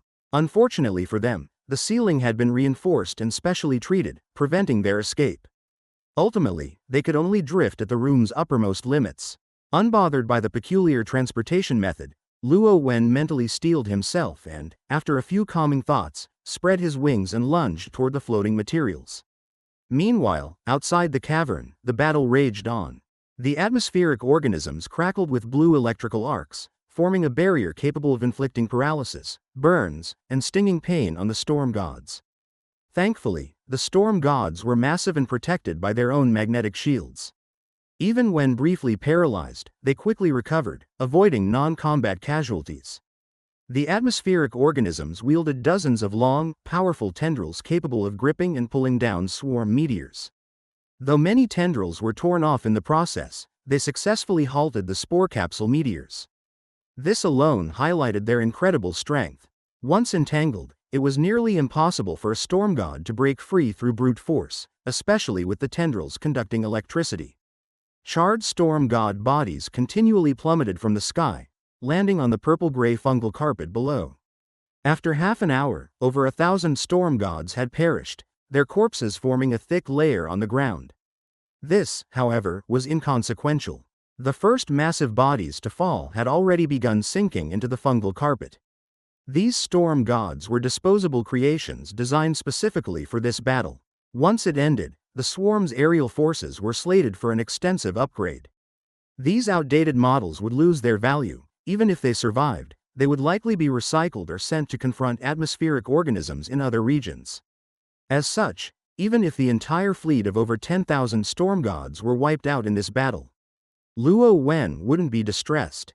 Still, the storm god template, derived from a dominant aerial species of another planet, wasn't without merit. After losing over 1,000 of their own, the storm gods had inflicted heavy losses on the atmospheric organisms, reducing their numbers to just over a dozen. Despite their superior attributes, the atmospheric organisms were critically outnumbered and lacked endurance. In combat mode, their bodies glowed with flickering blue arcs, a state that placed enormous strain on them. The energy expenditure of this mode was unsustainable. After such a prolonged fight, the few remaining atmospheric organisms had dimmed significantly. As the blue arcs faded, their speed, strength, and other attributes diminished drastically. In mere moments, they were torn apart by the storm gods. It became clear that the atmospheric organisms hadn't stopped playing with the spore capsule meteors earlier because they had lost interest. They had simply run out of energy. With the battle concluded, the surviving storm gods descended to the ground, briefly replenishing themselves from the surrounding fungal carpet before taking flight again in search of new missions. Their numbers were still substantial. Rather than recycling them immediately, it was better to let them make further contributions. In an instant, the once chaotic battlefield fell silent. The towering piles of corpses had gradually disappeared, revealing the purple-gray fungal carpet below. Deeper underground, a cocoon measuring several dozen centimeters lay quietly. Having transferred to the swarm network, Luo Wen uploaded the genetic material of the atmospheric organisms the moment his body had analyzed it. The yellow moon brood nest, hidden on the far side of the red moon, downloaded the data. 10 days later, a massive atmospheric organism, 5 or 6 meters long, emerged on the red moon. Joint research between Luo Wen and numerous intelligent entities revealed that the atmospheric organism's body structures were primarily composed of a low-density aerogel-like material. This material weighed only 0.15 milligrams per cc, making it significantly lighter than air. As a result, these creatures could float effortlessly and swim through the air like fish. Although atmospheric organisms appeared white like clouds, they were closer to being transparent. Their higher refractive index compared to air prevented them from becoming invisible. Instead, their environment, surrounded by reflective clouds, gave them their cloud-like appearance. On a resource-scarce planet like A7b5, their immense bodies couldn't rely solely on feeding to meet their energy needs. Thus, they evolved an entirely different energy acquisition and recycling system. Unlike organisms on the Genesis planet, they lacked organs for feeding and digestion. Instead, Their bodies generated electricity through friction and collected lightning from cloud collisions to recharge themselves, functioning as giant airborne power stations. Remarkably, they could also absorb radiation, converting it into energy for their needs. This system was vastly more efficient than Luo Wen's ecological circulation system. Conveniently, A7B5's proximity to a massive radiation source provided them with a continuous supply of energy. The 15 swarm meteors that initially invaded the A7 planetary system succumbed to the overwhelming radiation, their protective spore capsule shells penetrated, and the insect eggs and fungal carpet seeds inside perished. This radiation, lethal to the swarm, was a bountiful resource for the atmospheric organisms. For them, A7 was nothing less than a colossal charging station. Chapter 181, Strengths and Weaknesses. The limbs of the atmospheric organisms were composed of segmented cartilage. When in standby mode, these cartilage segments were connected only by the organism's soft tissues, making them extremely fragile. However, once powered, the cartilage generated a special electromagnetic field. These fields mutually attracted each other, forming a unified binding field. At that point, the entire limb was enveloped by this binding field, making it nearly indestructible unless an overwhelmingly powerful force could disrupt the field in an instant. Thus, when the storm gods attacked what they assumed were dormant atmospheric organisms, their unreactive bodies were extremely vulnerable, allowing the storm gods to shred more than a dozen of them in moments. But once the atmospheric organisms activated their binding fields, the limbs transformed into indestructible whips with powerful offensive capabilities, almost impossible to damage. Additionally, the limbs and main body also acted as a unique propulsion system. When the limb's magnetic field was active, it ionized the gases within, creating plasma. The plasma was then funneled into a specialized organ within the main body, where electromagnetic interactions accelerated it axially, producing high specific impulse. The internal magnetic forces propelled the plasma at high speed through an open cavity at the tail of the main body, generating thrust for rapid movement. Because thrust was proportional to the square of the electric current, higher current and power input increased the propulsion efficiency. This allowed atmospheric organisms to regulate their speed by adjusting power output. Interestingly, due to the high temperatures of the plasma, Luo Wen and his team discovered that the aerogel material constituting the organisms had excellent thermal resistance and insulation properties. The material also proved capable of withstanding extreme cold, making it ideal for constructing swarm space units, aside from its low defensive properties. Moreover, Luo Wen noted that these limbs were akin to auxiliary components for the atmospheric organisms. As long as their heads and main bodies remained intact, losing some limbs would not significantly harm them. These limbs also possessed remarkable regenerative capabilities. With sufficient energy, they could regrow rapidly. This explained why the atmospheric organisms, though appearing heavily damaged during their playful encounters, rarely died. The head of the atmospheric organisms was encased in a massive cartilage shell capable of generating its own binding field. When activated, this field formed a protective shield around the head, reducing air resistance. In their default state, the organisms swam through the air like fish. Their speed was impressive but not extraordinary. However, with the binding field activated, air resistance ceased to hinder them, and the propulsion system enabled them to achieve staggering speeds. The framework of the atmospheric organisms was so well suited to space travel that it required almost no modification. The swarm's version of the atmospheric organisms, hatched on the far side of the Red Moon, adapted effortlessly to its environment. Luo Wen wondered why these naturally space-faring creatures weren't ubiquitous across the Genesis star system. This intriguing question was left to the intelligent entities for further research, as he, too, was curious. While the atmospheric organisms had numerous advantages, their weaknesses were equally apparent. First, in the presence of similar technology, magnetic field conflicts could arise, diminishing or neutralizing the effects of their fields. This was why their limb fields were easily worn down during mutual combat. Second, they lacked organs capable of storing large amounts of energy, severely limiting their endurance. It was akin to a car with a fuel tank the size of a soda can. Although atmospheric organisms could store some energy internally, it wasn't substantial. To sustain their massive bodies, they spent most of their time floating in the air, absorbing radiation. However, any use of electromagnetic mechanisms, whether for rapid flight, Limb attacks, or defense, caused their energy reserves to deplete rapidly. Their energy output capacity was impressive, as seen in their plasma propulsion system. Higher energy input led to greater thrust, higher speeds, and stronger binding fields for their limbs. With enough power, their limbs could hold hundreds of tons without snapping, compared to just a few tons under normal conditions. The intensity of their energy output was evident from the frequency, brightness, clarity, and scale of the blue electrical arcs on their bodies. Unfortunately, their lack of predators and a complacent environment resulted in low intelligence. They had no concept of energy management. They could charge themselves for hours, only to exhaust their energy reserves in a few minutes of activity, standard behavior for them. For example, the dozens to hundreds of atmospheric organisms that played with the swarm meteors barely lasted an hour before retreating. It wasn't that they lost interest, they simply ran out of energy. Likewise, they didn't attempt to keep the swarm meteors for future amusement. Without their electromagnetic fields, their limbs couldn't hold onto the meteors and were forced to let go. Luo Wen now understood why these atmospheric organisms, despite their space-traversing capabilities, remained confined to A7b5. Addressing the shortcomings of the atmospheric organism template wasn't straightforward. Luo Wen possessed genes for energy-storing cells, but these cells offered no substantial advantage over the organism's natural capabilities.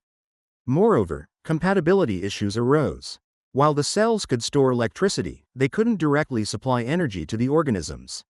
Implementing such cells in the template would necessitate additional nutrient supply systems, making the solution inefficient. Still, Luo Wen had ample time and a vast research team. He was confident in developing a better energy storage organ, even if it took centuries. After all, without interference from intelligent civilizations, the swarm's conquest of the entire Genesis star system was merely a matter of time. As days passed, the swarm captured all the satellites of A7. Intelligent entities frequently use the swarm network to remotely control their manufactured bodies for investigations, research, and experiments, such as deploying swarm versions of atmospheric organisms into A7's depths. With increasing data, the mysteries surrounding the atmospheric organisms gradually unraveled. Chapter 182, Restructuring, 1.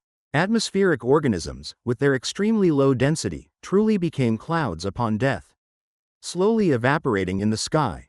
Because they left no remains that would fall to the ground, such as fossils, there was no trace of their existence on other planets. However, with the deployment of the swarm's version of atmospheric organisms, the swarm now had units capable of regular interstellar navigation. Investigations of A7's satellite clusters revealed signs of atmospheric organism activity on several satellites with discernible atmospheres. Yet, because these planets had incomplete, extremely thin atmospheres unsuitable for atmospheric organisms, their populations were very sparse. Simultaneously, the swarm sent a large number of its atmospheric organisms to scout A7 itself, but they found no evidence of atmospheric organisms on the planet.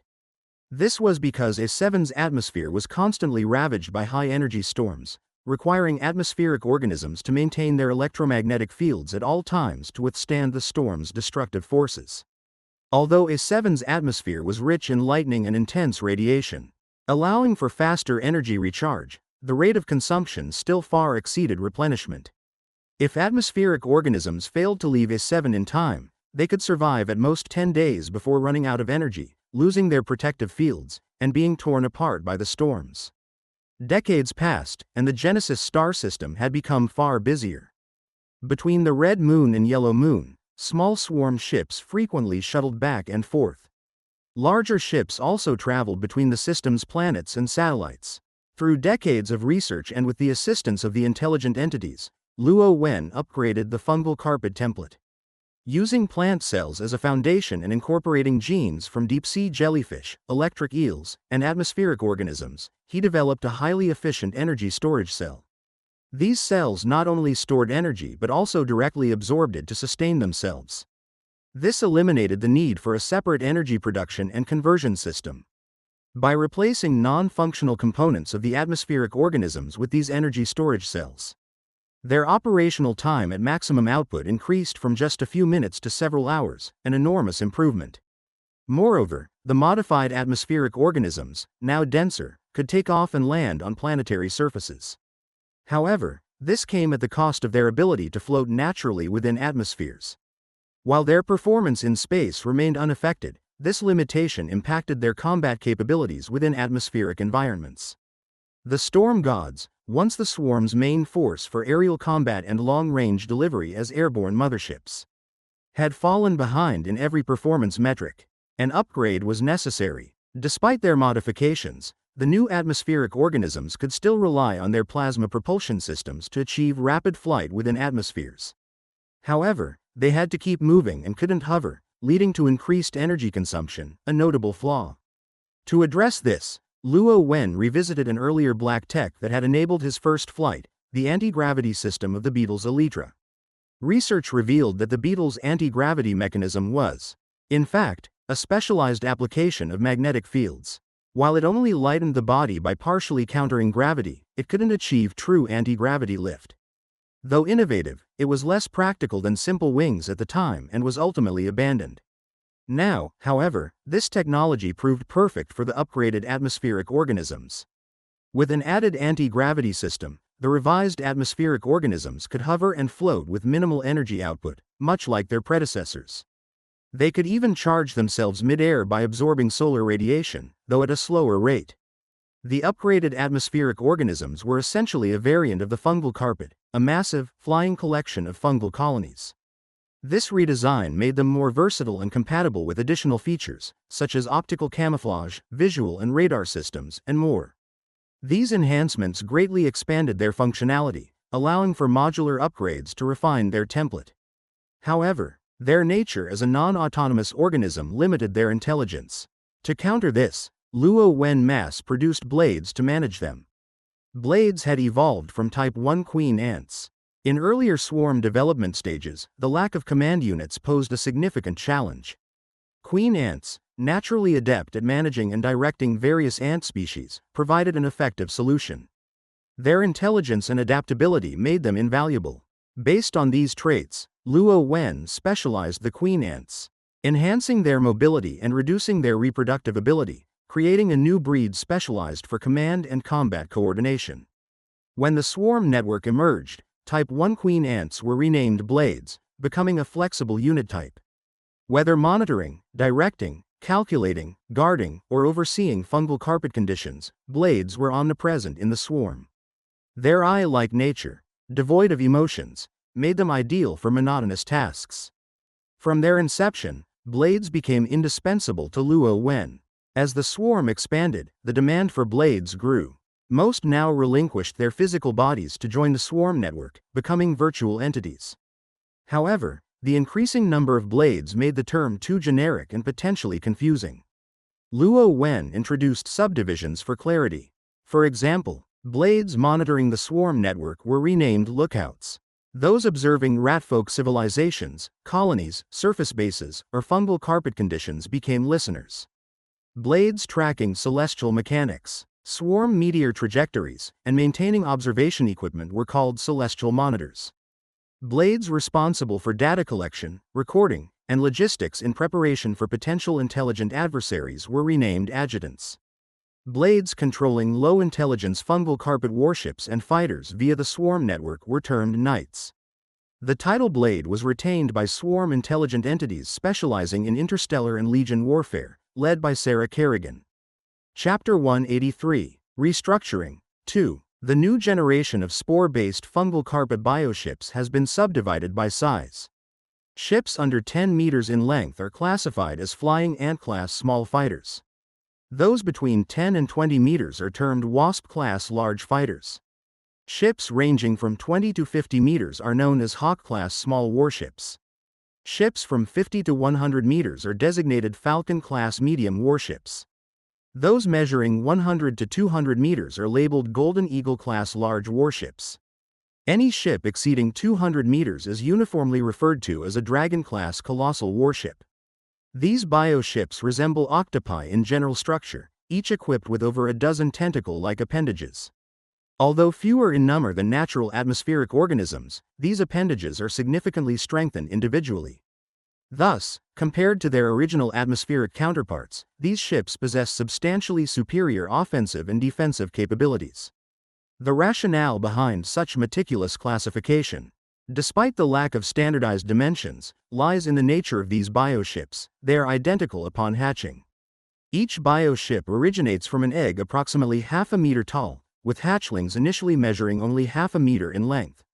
Once hatched, they are systematically exposed to sunlight. Lacking a digestive system, they derive energy solely through sustained exposure to sunlight, radiation, and lightning. This biological design enables them to grow and develop as they absorb energy. Initially, they function as flying ant class or wasp class fighters, but as they mature, they progress through the hawk class and falcon class stages. If they avoid destruction in combat, they eventually evolve into dragon class colossal warships. Their increasing size allows for greater energy storage, enabling the incorporation of additional modules. For instance, based on the power systems of atmospheric organisms, the swarm's intelligent entities devised a series of electromagnetic principles. Luo Wen, leveraging these principles, developed biological electromagnetic cannons. The cannon barrels, crafted using fungal carpet templates, employ the soft cartilage structures of atmospheric organisms. When electrified to create a magnetic field, these structures generate powerful attraction forces, interacting to form a confinement field. Luo Wen first integrated genes from deep-sea metallic snails into this module. These genes enable the extraction of minerals from ore, forming metallic projectiles. These projectiles are magnetized within the field, transforming into ferromagnetic materials. Luo Wen then harnessed the magnetic field's pulling force to propel the projectiles. As the projectile is drawn toward the magnetic field, the generating cartilage structure temporarily deactivates. This cessation eliminates the magnetic pull, preventing the projectile from sticking to the field. Meanwhile, the path ahead of the projectile is lined with numerous magnetic rings. The combined effects of inertia and magnetic pull accelerate the projectile to terrifying speeds, endowing it with immense kinetic energy and destructive power. The greater the number of magnetic rings, the faster the projectile, and the more devastating its impact. Consequently, the cannon's minimum viable size exceeds 10 meters. Given the massive energy demands during activation, electromagnetic cannon modules cannot be installed on fighter-class bioships, either due to size limitations or energy reserves. When Wasp-class fighters evolve into Hawk-class warships, they are supplied with a fungal strain seed at nearby bases. This strain contains all the data required to develop the electromagnetic cannon module. Since both bioships and the cannons originate from fungal carpet templates, their shared lineage facilitates seamless integration. Once integrated, the bioship grows an electromagnetic cannon from its underbelly. Moreover, this cannon matures alongside the bioship, eliminating the need for replacements. Due to the regenerative properties endowed by the fungal carpet templates, bioships are highly resilient. Unless completely destroyed or rendered inactive, they can regenerate lost parts, including electromagnetic cannons, given sufficient energy. Even if an electromagnetic cannon is entirely destroyed, the bioship can regrow it as long as it survives. Fighter-class bioships are swift and capable of penetrating planetary atmospheres for aerial combat. While they can operate in space, the extended engagement ranges of space combat and limited energy reserves necessitate deployment via carrier platforms. These ships rely on speed to approach targets, using their tentacles for melee combat. Primarily tasked with eliminating small aerial units, they also disrupt and ambush larger enemy units or, in some cases, strike ground targets. Warship-class bioships, larger than fighters, possess long-range attack capabilities to support allied forces. They can also engage in melee combat, with their larger tentacles providing enhanced attack strength. In addition to these combat-focused bioships, the Swarm operates transport ships classified as Egret class, Swan class, and Albatross class, in small, medium, and large sizes. These are tasked with transporting supplies and ground troops for rapid aerial deployment. Despite the Swarm's expansion into space, ground forces remain indispensable. Their relatively low cost and ability to swiftly clear ground-based anti-air units and other targets make them invaluable. These advancements reflect contributions from Luo Wen, as well as ideas synthesized by the Blades and Adjutants. Luo Wen's expansive perspective, unmatched by the native inhabitants of the Genesis planet, played a pivotal role. Having been educated on the various types of civilizations, they conceptualized numerous hypothetical adversaries and derived strategic tactics. Luo Wen supported these developments, seeing the swarm as an extension of his will. He viewed the swarm as more than beasts, deeming meaningless slaughter unnecessary. Having evolved beyond the days of playing in the mud with ants and dinosaurs, Luo Wen recognized the swarm's multiple energy acquisition methods. Of these, hunting for bioenergy is the least efficient. Thus, once a target's genetic material is harvested, further killing is deemed unnecessary. However, Luo Wen harbored no illusions that others share his perspective. His past exposure to relentless information overload taught him the brutal reality of the dark forest law in the cosmos. For instance, when confronting less intelligent species like ants, dinosaurs, atmospheric organisms, or even moderately intelligent but technologically inferior civilizations like the Ratfolk, he may refrain from slaughter but ensured he had absolute control to prevent potential threats. He will corral, manage, and dominate them to neutralize risk. Conversely, when facing forces comparable to or stronger than the swarm, only two options remain: war or flight. For equally matched opponents, ideological divergence demands the annihilation or suppression of the other, reducing their strength to a subordinate level for eventual control. As for superior forces, the swarm's subjugation of the Ratfolk offers a stark reminder: Luo Wen has no intention of becoming someone else's Ratfolk civilization. Chapter 184, Megastructure Concept. To this day, Luo Wen still couldn't give the swarm a precise definition. He wasn't sure if the swarm was a civilization, a species, or even an individual entity. Fortunately, Luo Wen wasn't the type to get caught up in such philosophical dilemmas. So, he simply referred to the swarm as a faction. The swarm was, in essence, an extremely exclusive faction. The swarm's primary method of resource acquisition relied on the fungal carpet. The carpet's extensive coverage and its mild toxicity made it nearly impossible for other organisms to coexist on it. Unless, of course, they adopted the approach of the Ratfolk civilization, where Luo Wen had designated specific zones off-limits to the carpet. However, the Ratfolk civilization had been cultivated by Luo Wen himself. Other civilizations were unlikely to choose to coexist with such a faction. In fact, the swarm's survival methods might make it a target for enmity, potentially leading to a unified attack against it. With this in mind, Luo Wen once again found amusement in strategizing against the universe's odds. It was clear the swarm needed to grow even stronger. As time passed, disguised swarm units began appearing throughout the Genesis star system, on the various planets, their satellite orbits, and even in the void between them. These units, varying in size, were hidden within meteorite-like structures. Inside these meteors, electromagnetic cannon modules lay concealed. Equipped with energy absorption and storage components, these modules could operate independently. They were scattered across the star system, forming a rudimentary defense network.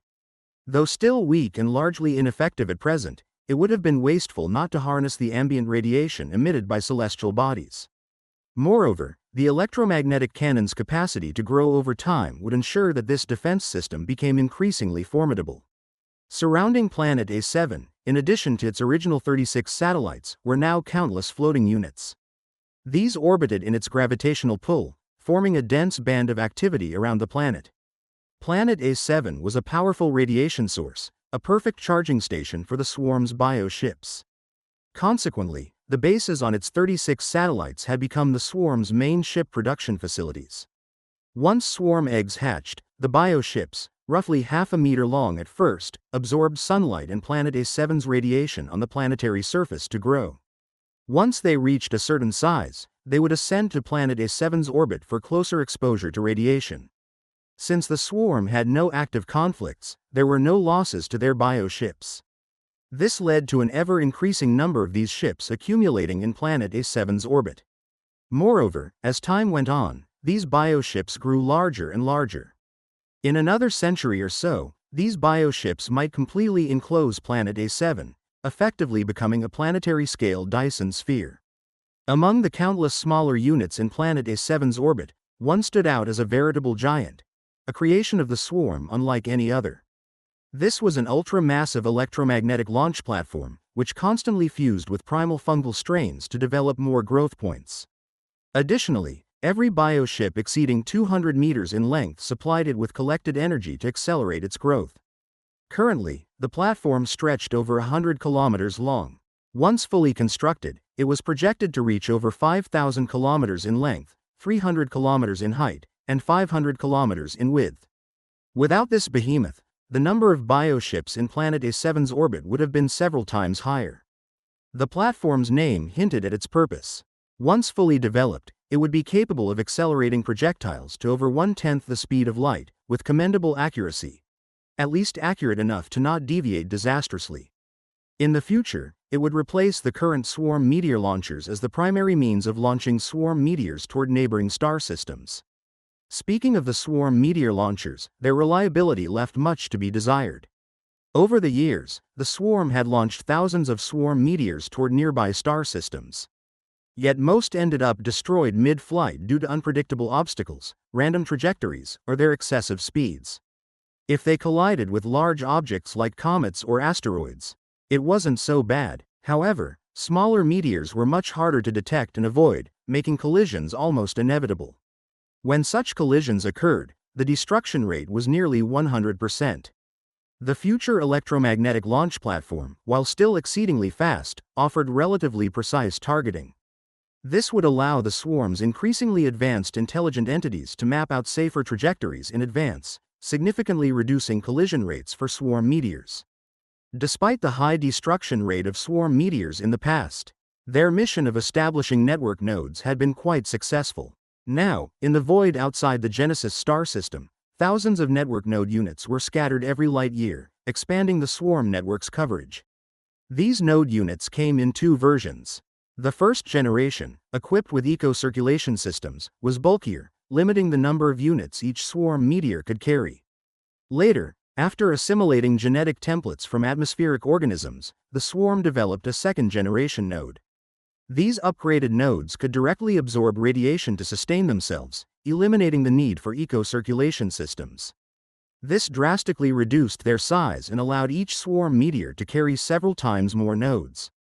As a result, while the first-generation nodes had been launched decades earlier, the second-generation nodes now far outnumbered them in space. Of course, the electromagnetic launch platform wasn't limited to launching meteors, it could also serve as a powerful weapon. Its projectiles packed devastating power, capable of obliterating satellites the size of Yellow Moon or Red Moon with a single shot. This was, however, merely Luo Wen's estimation. He hadn't actually tested it.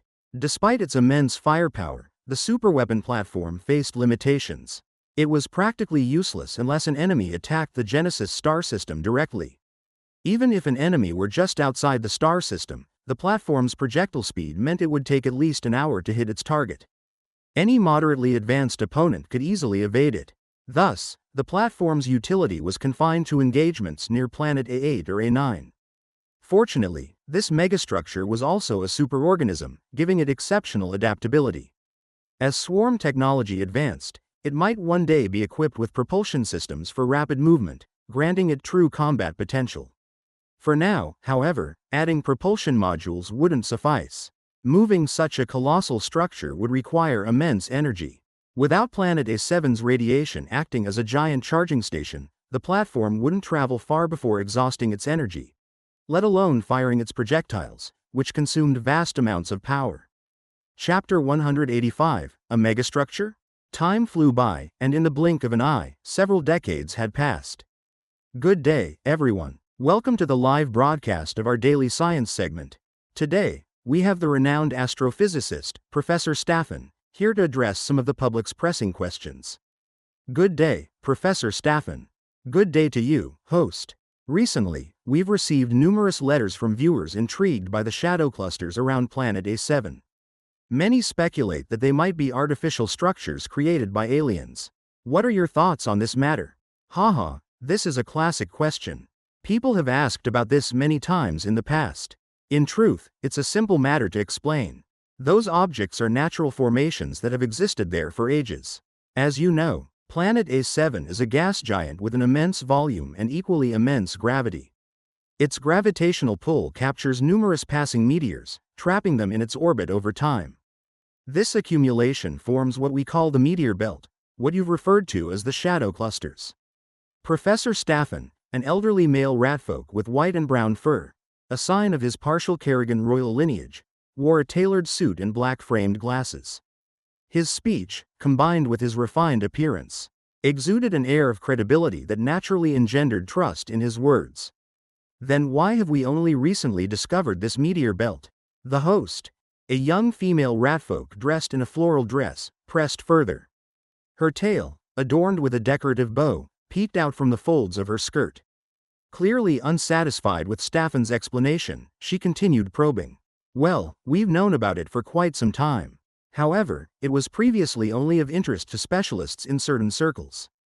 The claim that it was recently discovered arises from the broader public now having access to advanced observational tools.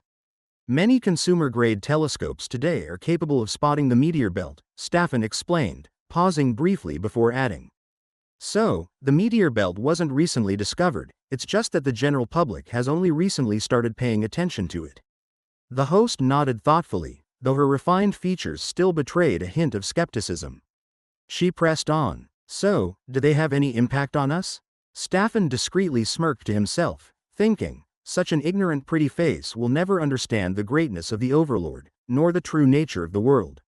Although he'd been spouting nonsense with an air of authority, anyone with basic logic could follow his reasoning and avoid asking such questions. Still, to protect his cover for the Overlord, Staffen maintained his persona.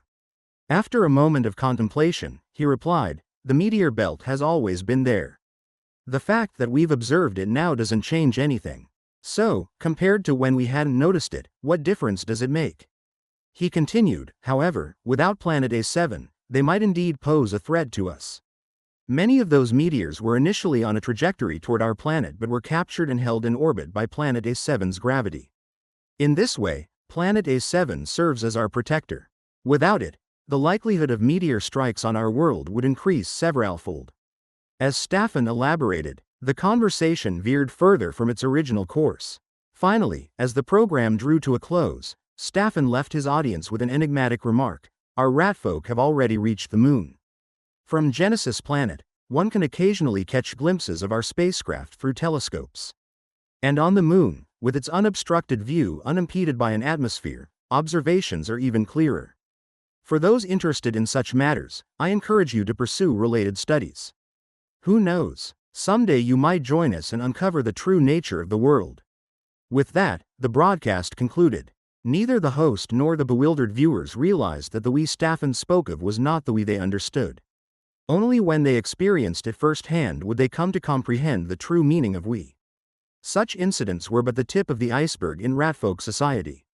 The swarm had assimilated the brightest minds from the ratfolk, while the rest were relegated to a controlled existence, unwittingly reduced to mere breeding machines.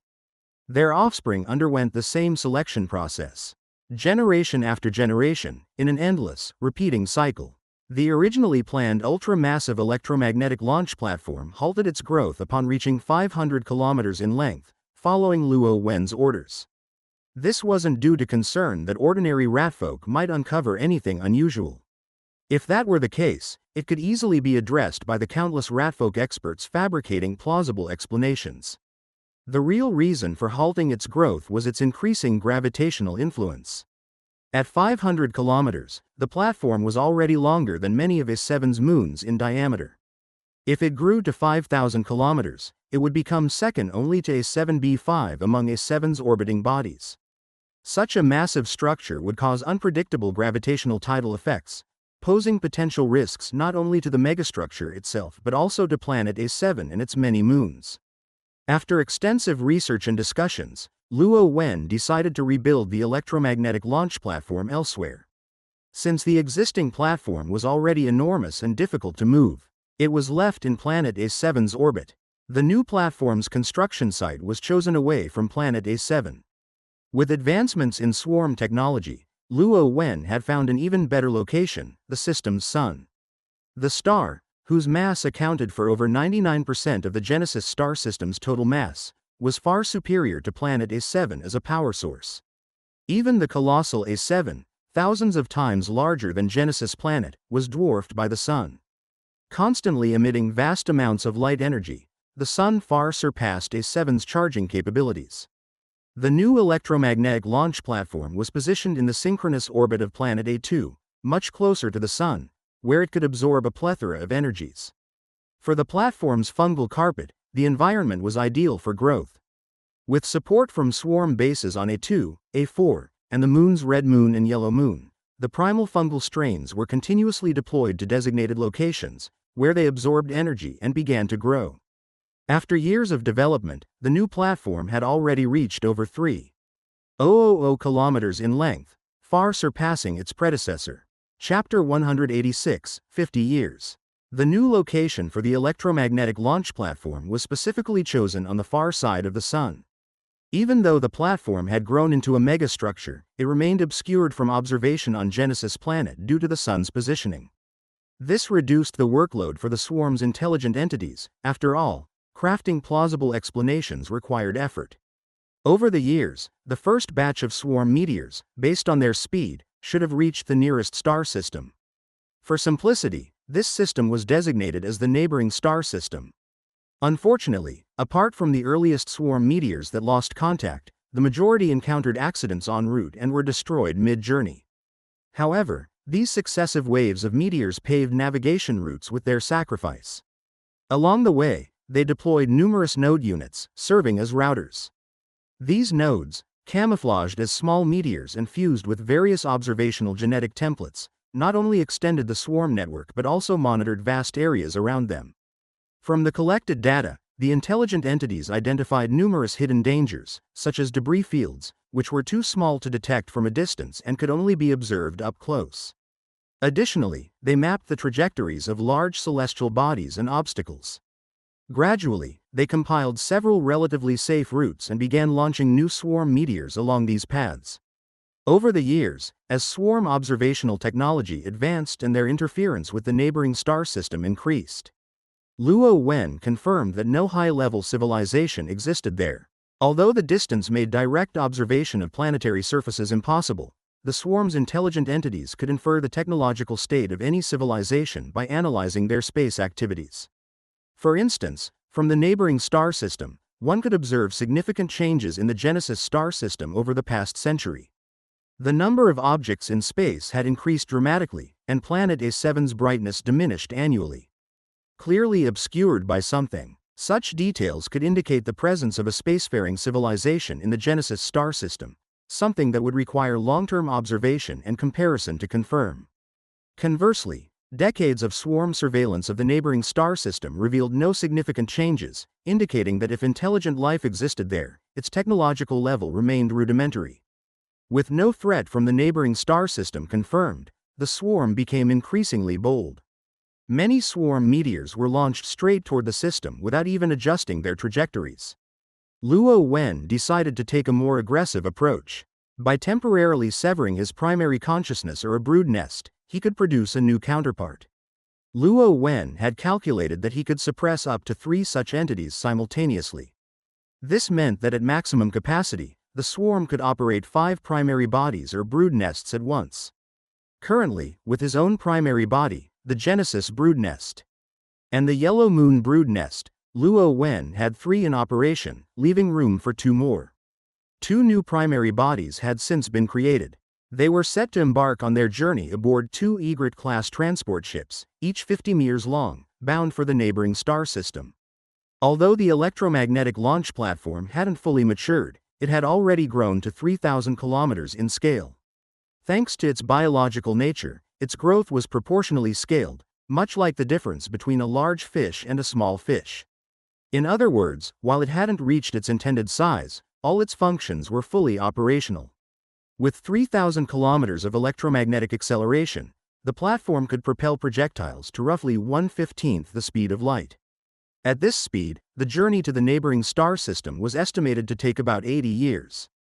This timeline was faster than waiting for the platform to grow to 5,000 kilometers and then launching the projectiles. However, to prioritize the platform's growth and efficiency, energy-intensive launches were kept to a minimum. For this mission, Luo Wen planned only to launch 2 Egret-class transport ships carrying the primary bodies, seeds, and swarm eggs. Thanks to advancements in swarm technology, the electromagnetic launch platform could directly fire bio-ships as projectiles. By equipping these ships with pressure-resistant genetic components, they could withstand the stresses of such high-speed travel. Moreover, the transport ships were equipped with advanced kinetic systems, offering far greater maneuverability compared to the swarm meteors, which only had braking mechanisms. This significantly improved the safety of Luo Wen's primary bodies and the eggs. Luo Wen's decision to send 2 primary bodies to the neighboring star system wasn't a whim. Conquering the entire system would require numerous swarm bases and extensive support from brood queens. Since only brood nests could produce brood queens, relying on the Genesis star system to supply them via swarm meteors or transport ships would drastically slow down the swarm's expansion and prove highly inconvenient. Additionally, if the neighboring star system harbored any peculiar life forms, only a brood nest or primary body could assimilate their genetic material and integrate it into the swarm's gene pool. For these reasons, it was essential to establish a brood nest in the neighboring star system. As for sending 2 primary bodies, this was due to their inherent adaptability and combat capabilities. Whether during transit or upon arrival, the survival chances of primary bodies were far higher than those of brood nests.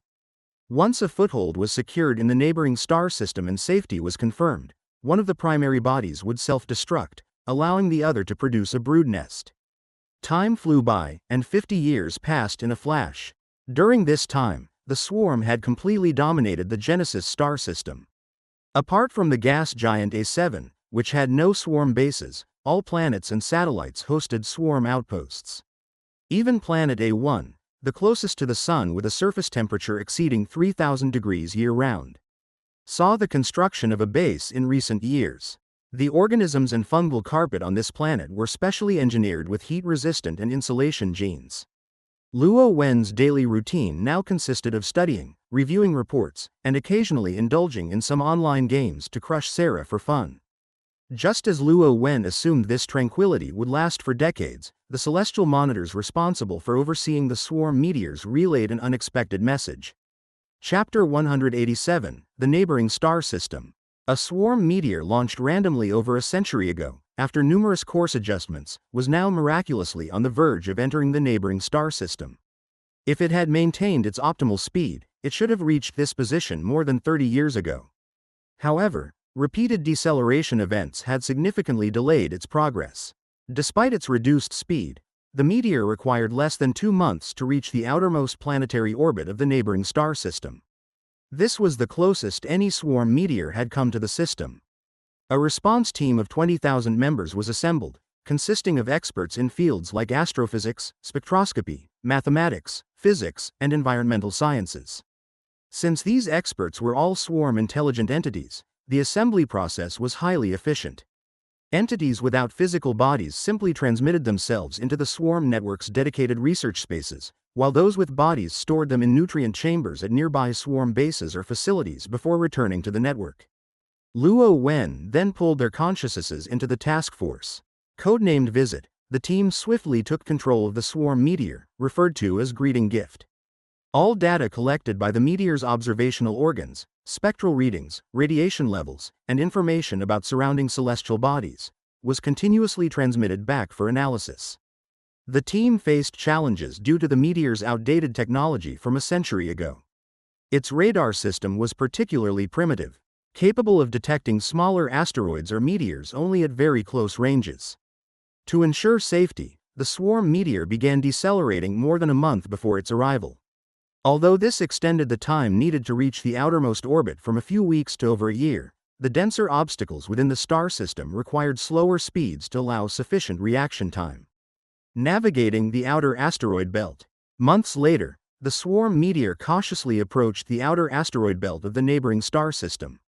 This belt, a chaotic field of small obstacles, formed the system's first line of defense. Careless navigation could easily result in collision and destruction. During this phase, the visit team expended immense effort analyzing and calculating trajectories. The workload became so heavy that the team expanded to 100,000 members. Eventually, the swarm meteor safely identified a less congested route and successfully traversed the belt. The belt was over 10 million kilometers wide. Although the swarm meteor successfully crossed it, Multiple unavoidable deceleration maneuvers reduced its speed to 20 kilometers per second, only a fraction, 1/1500th, of its initial 30,000 kilometers per second. This further extended the time required to reach the outer planetary orbit.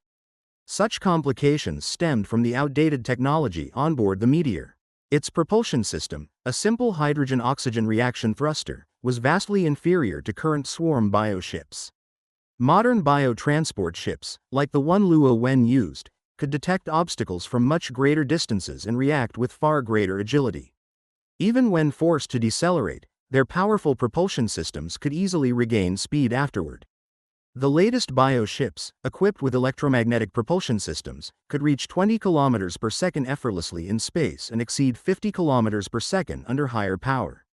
Within planetary atmospheres, their speeds ranged from 1 to 10 kilometers per second depending on their size and air density. In contrast, the swarm meteor's outdated technology meant that once its speed decreased, regaining momentum became nearly impossible. Targeting the neighboring star system. The neighboring star system was slightly smaller than the Genesis star system, with only 7 planets. Based on spectral analysis, the swarm aimed to land the meteor on the third planet. This planet, slightly larger than Genesis planet at 1.2 times its volume, had an atmosphere and temperatures ranging from -30 degrees Celsius to 50 degrees Celsius. Spectral data indicated the presence of abundant liquid water on its surface. These characteristics strongly suggested that the planet, named neighboring A3 or Great Genesis, might harbor life. For Luo Wen, alien genetic material was an enticing prospect. The swarm meteor was approximately 6 billion kilometers away from this planet. At its current speed, it would take nearly 10 years to arrive. Fortunately, the gravitational influence of celestial bodies ahead cleared the space significantly, improving safety. Although the extended mission duration posed challenges, the visit team remained active. According to projections, several other swarm meteors would navigate through obstacles to reach the neighboring star system in the coming years. The team's responsibilities expanded to include trajectory planning and landing site selection for these incoming meteors. Members without physical bodies remained permanently assigned to the team, while those with bodies rotated shifts for rest. 10 years later, as a decade passed, the Greeting Gift Swarm meteor was joined by 3 more meteors under the visit team's guidance, successfully crossing the outer asteroid belt and entering the neighboring star system. The 7th planet in the system, named neighboring A7 or Great Valley Planet, served as a resting point for one of the meteors. Unlike the Genesis star system, which included the gas giant A7, the neighboring star system consisted entirely of terrestrial planets. Such planets were ideal for establishing swarm bases. Great Valley Planet, composed mainly of rock and ice, was only about 1/10 the size of Genesis planet and lacked an atmosphere. Despite its small size, it boasted 3 small moons, one more than Genesis planet. However, its distance from the Sun resulted in surface temperatures averaging -200 degrees Celsius. Although the swarm had experience constructing bases on similarly harsh planets, such as Genesis A11, Great Valley Planet's conditions posed unique challenges. When the meteor was launched, swarm technology was still lacking. While the fungal carpet could withstand such environments, it could not directly absorb radiation for sustenance. It relied on an internal ecosystem for energy, which was highly inefficient. Additionally, the brood queen egg carried aboard the meteor had a gene pool barely adequate for establishing a base on Great Valley Planet. However, it lacked the capability to produce new combat units, making its presence only marginally meaningful. Updating the gene pool required a direct link with Luo Wen's primary consciousness. Fortunately, swarm technology had advanced significantly since then. In about 20 years, Luo Wen's primary body would pass through Great Valley Planet's orbit, updating the gene pool and establishing a swarm base on the planet. Chapter 188, The Great Dawn Planet. Within the swarm network, all genetic information belonging to Luo Wen, as well as the genes he has acquired, are stored. However, only the brood nest currently has the authority to remotely download this genetic data. For example, when Luo Wen's primary body absorbed the genes of atmospheric organisms on Genesis planet A7b5, he uploaded the data to the swarm network. Immediately, the yellow moon brood nest, currently located on the far side of the red moon, could begin producing a new species based on the atmospheric organism's genetic template. A long time ago, after Luo Wen's primary body was vaporized by a falling meteor, he began researching how to grant the brood queens similar access. Even though Luo Wen himself had become a swarm overlord, ensuring that as long as there were swarm units left alive, he would not perish, losing his primary body along with a brood nest would severely compromise the swarm's ability to evolve rapidly. If this potential for evolution were lost, it would make the swarm easier to destroy and reduce his own security. Thus, if the brood queens could, like the brood nests, directly download the genetic library from the swarm network, then even if his primary body were destroyed, any one of the brood queens could recreate it. This would greatly enhance both the swarm's potential and his personal safety. Unfortunately, Luo Wen failed to achieve this. Instead, he resorted to a forced disconnect workaround to marginally improve his security. Moreover, granting brood queens the ability to directly download the genetic library would allow them to remotely update their genetic databases, similar to the brood nests. Previously, this limitation was not a significant issue because the swarm was confined to the Genesis star system, where Luo Wen could personally link to update the brood queen's genetic libraries. Given the swarm's advancing navigation technologies and the static nature of genetic information over long periods, updating these libraries seemed trivial. Luo Wen's primary body had little else to do, so updating them occasionally wasn't a burden. The introduction of bio-ships, capable of transporting brood queens no larger than a dozen meters, further reduced the inconvenience. Luo Wen no longer needed to act personally, the queens could be sent to him for updates. However, as the swarm extended its reach into other star systems, the limitations became apparent. Managing updates was feasible for the neighboring star system alone, where Luo Wen's 5 primary bodies and brood nests could function as before. But the swarm's ambitions wouldn't stop there. In the future, when they might occupy 10, 20, or even more star systems, if navigation technology did not improve, updating the genetic libraries of all brood queens might take thousands or even tens of thousands of years. Thus, Luo Wen needed to continue researching methods to enable the brood nests to download genetic libraries remotely. The greeting gift was now less than 300 million kilometers from the Great Dawn planet, and in about 6 months, it would enter the planet's outer orbit. At such proximity, even the outdated observation organs aboard the greeting gift could collect much more detailed information. The Great Dawn planet had 5 satellites. Among them, Satellite 1 and Satellite 3 were similar in mass to the Yellow Moon, while Satellite 2 and Satellite 5 were smaller. Satellite 4, however, was larger. None of these satellites showed evidence of atmospheres or biological activity. On the Great Dawn planet itself, obscured by its atmosphere, 5 continents were visible, with the rest of the surface covered by oceans. It rotated once every 48 hours and orbited its star once every 500+ days. The visit team had already used this information to plan the greeting gift's trajectory. In 162 days, it would reach the front orbital path of the Great Dawn planet, avoiding its 5 satellites and initiating contact with the planet. Time flew by, and soon, 162 days had passed. The greeting gift was about to enter the planet's atmosphere. Following it were 2 swarm meteors, stationed in the neighboring star system and ready to act. If the greeting gift landed successfully and encountered no resistance, the 2 swarm meteors would find nearby landing sites or remain in orbit, awaiting Luo Wen's arrival. Conversely, if resistance arose, the swarm meteors would alter their course to provide support. The swarm now possessed extensive experience in rapid planetary descent, particularly on planets with atmospheres. With the combined assistance of atmospheric drag and the swarm meteors' deceleration systems, along with their moderate initial velocity, the meteors quickly reduced speed. The chosen landing site was the second largest continent of the Great Dawn planet, closer to the meteor's trajectory, minimizing the need for course adjustments. The older models of swarm meteors had less effective propulsion systems, so a nearby and stable landing was preferable. The visit team, composed of over 10,000 intelligent entities, was on high alert within the swarm network. Every observation device hidden in the spore capsules was monitored by dedicated personnel, who didn't dare relax. The airspace and surrounding areas near the landing site were under constant surveillance.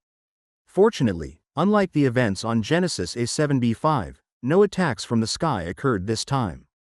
although some distant moving black dots resembling birds were spotted in the sky. They did not approach the landing zone. This indicated that the Great Dawn planet's environment had indeed fostered life, a welcome discovery for Luo Wen and the swarm. Despite the swarm's ability to develop biological technology independently, borrowing from existing templates was always advantageous.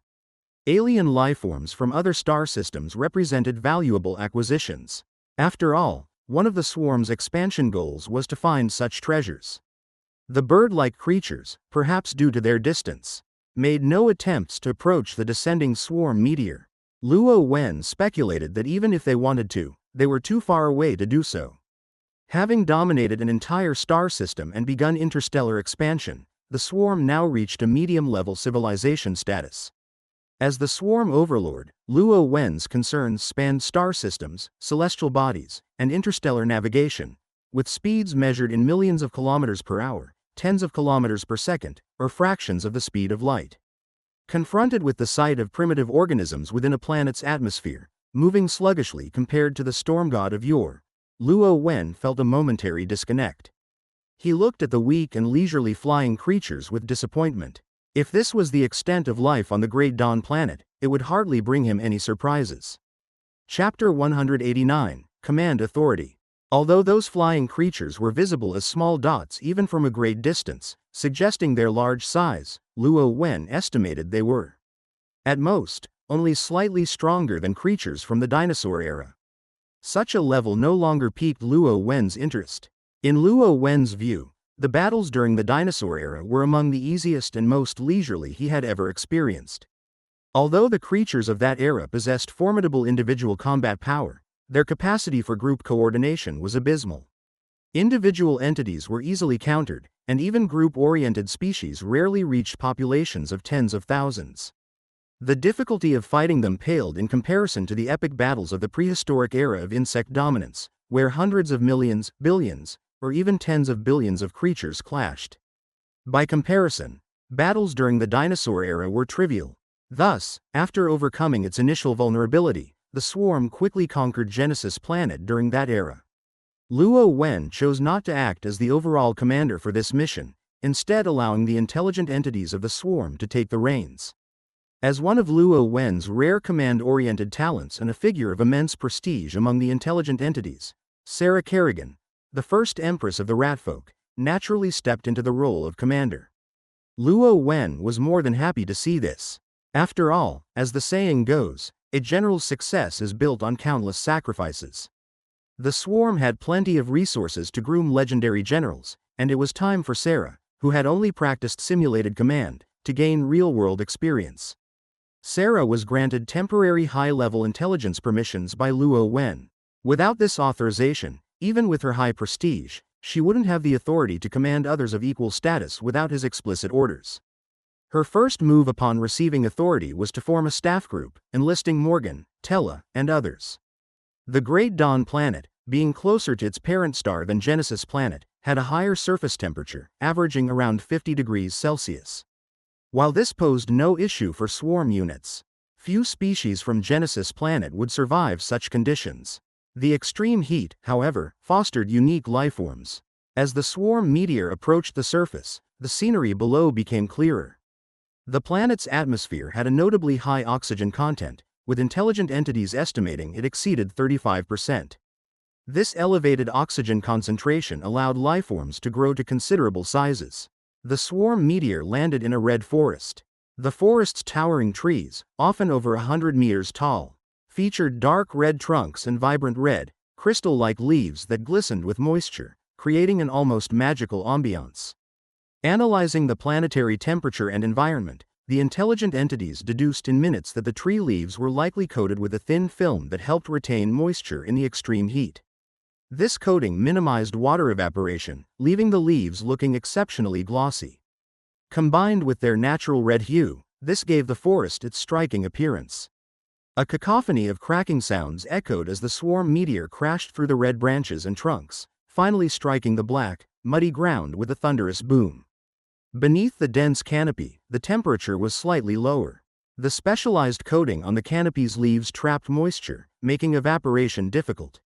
Water vapor condensed beneath the canopy, creating a humid, sauna-like atmosphere. This unique environment supported a thriving ecosystem where countless animals lived and reproduced. However, the harmony was disrupted by the massive, flaming object that crashed into the ground. The shockwave from its landing flung soil and debris in all directions, frightening the local fauna into a panicked retreat. "Sarah, the seeds have landed. Please activate them," said a voice.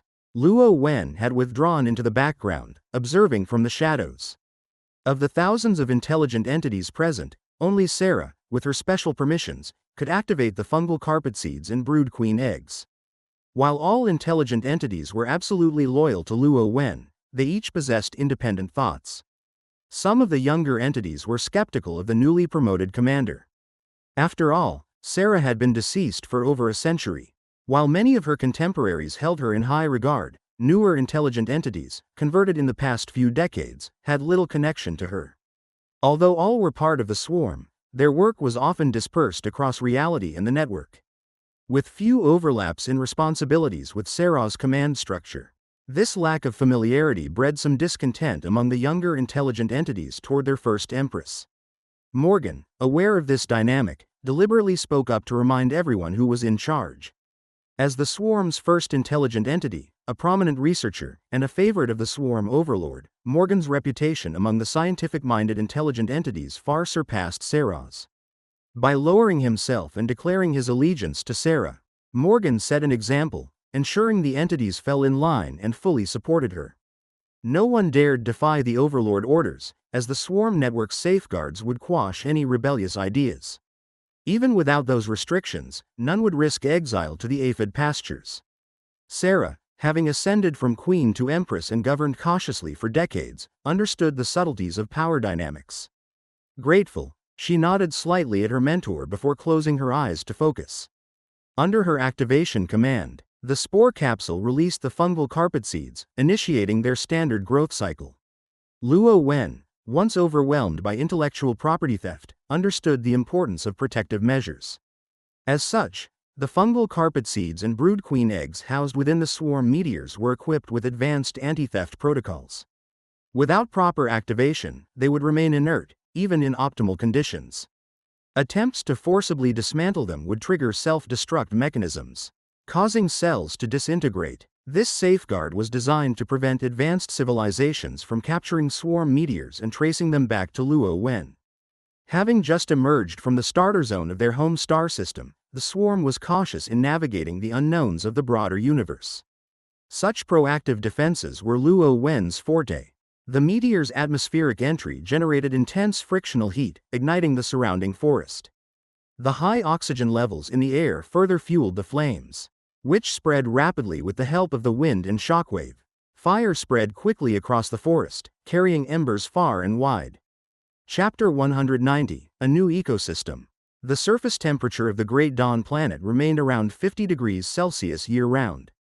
Combined with its oxygen-rich atmosphere, fires were likely a common occurrence. The flora had evolved advanced fire-resistant systems. Those that hadn't adapted had already been eliminated by time. Thus, although the fire caused by the swarm meteors appeared overwhelming, with flames towering high and an intimidating presence, it didn't burn much. The dark red trunks and fiery red branches valiantly resisted the blaze, secreting copious amounts of water to avoid ignition. Soon, after consuming the dried leaves and branches mixed in the soil, the fire began to lose momentum, eventually dwindling and extinguishing. In the end, aside from a few severed and ignited trees, most of the forest withstood the blaze. Hours later, the forest had only gained a small patch of charred ground. The usual sounds of life returned among the trees. At this point, the fungal carpet had fully absorbed the contents of the spore capsule. From the crater left by the meteor, a purplish-gray mass emerged. Earlier, during close-range observations in space, the swarm had confirmed that the Great Dawn planet's orbit showed no signs of artificial constructs. Furthermore, while passing through the atmosphere and surveying thousands of kilometers of surface terrain, no evidence of advanced civilizations was found. A subsequent data analysis reaffirmed that the Great Dawn planet lacked any traces of advanced civilizations. Additionally, Great Dawn planet's atmosphere filtered out significant amounts of harmful radiation, sparing the fungal carpet from the need to build magnetic field generators for self-protection. Under such favorable conditions, the fungal carpet began growing recklessly, no longer needing to hold back. Amidst the dark red and fiery tones of the landscape, an incongruous purplish-gray hue began to spread. Days later, in an underground cavern, the brood queen's egg had grown to a size of 3 meters. Although it was still relatively small, under Sarah Kerrigan's orders, it cracked open prematurely. The forest harbored many dangerous creatures.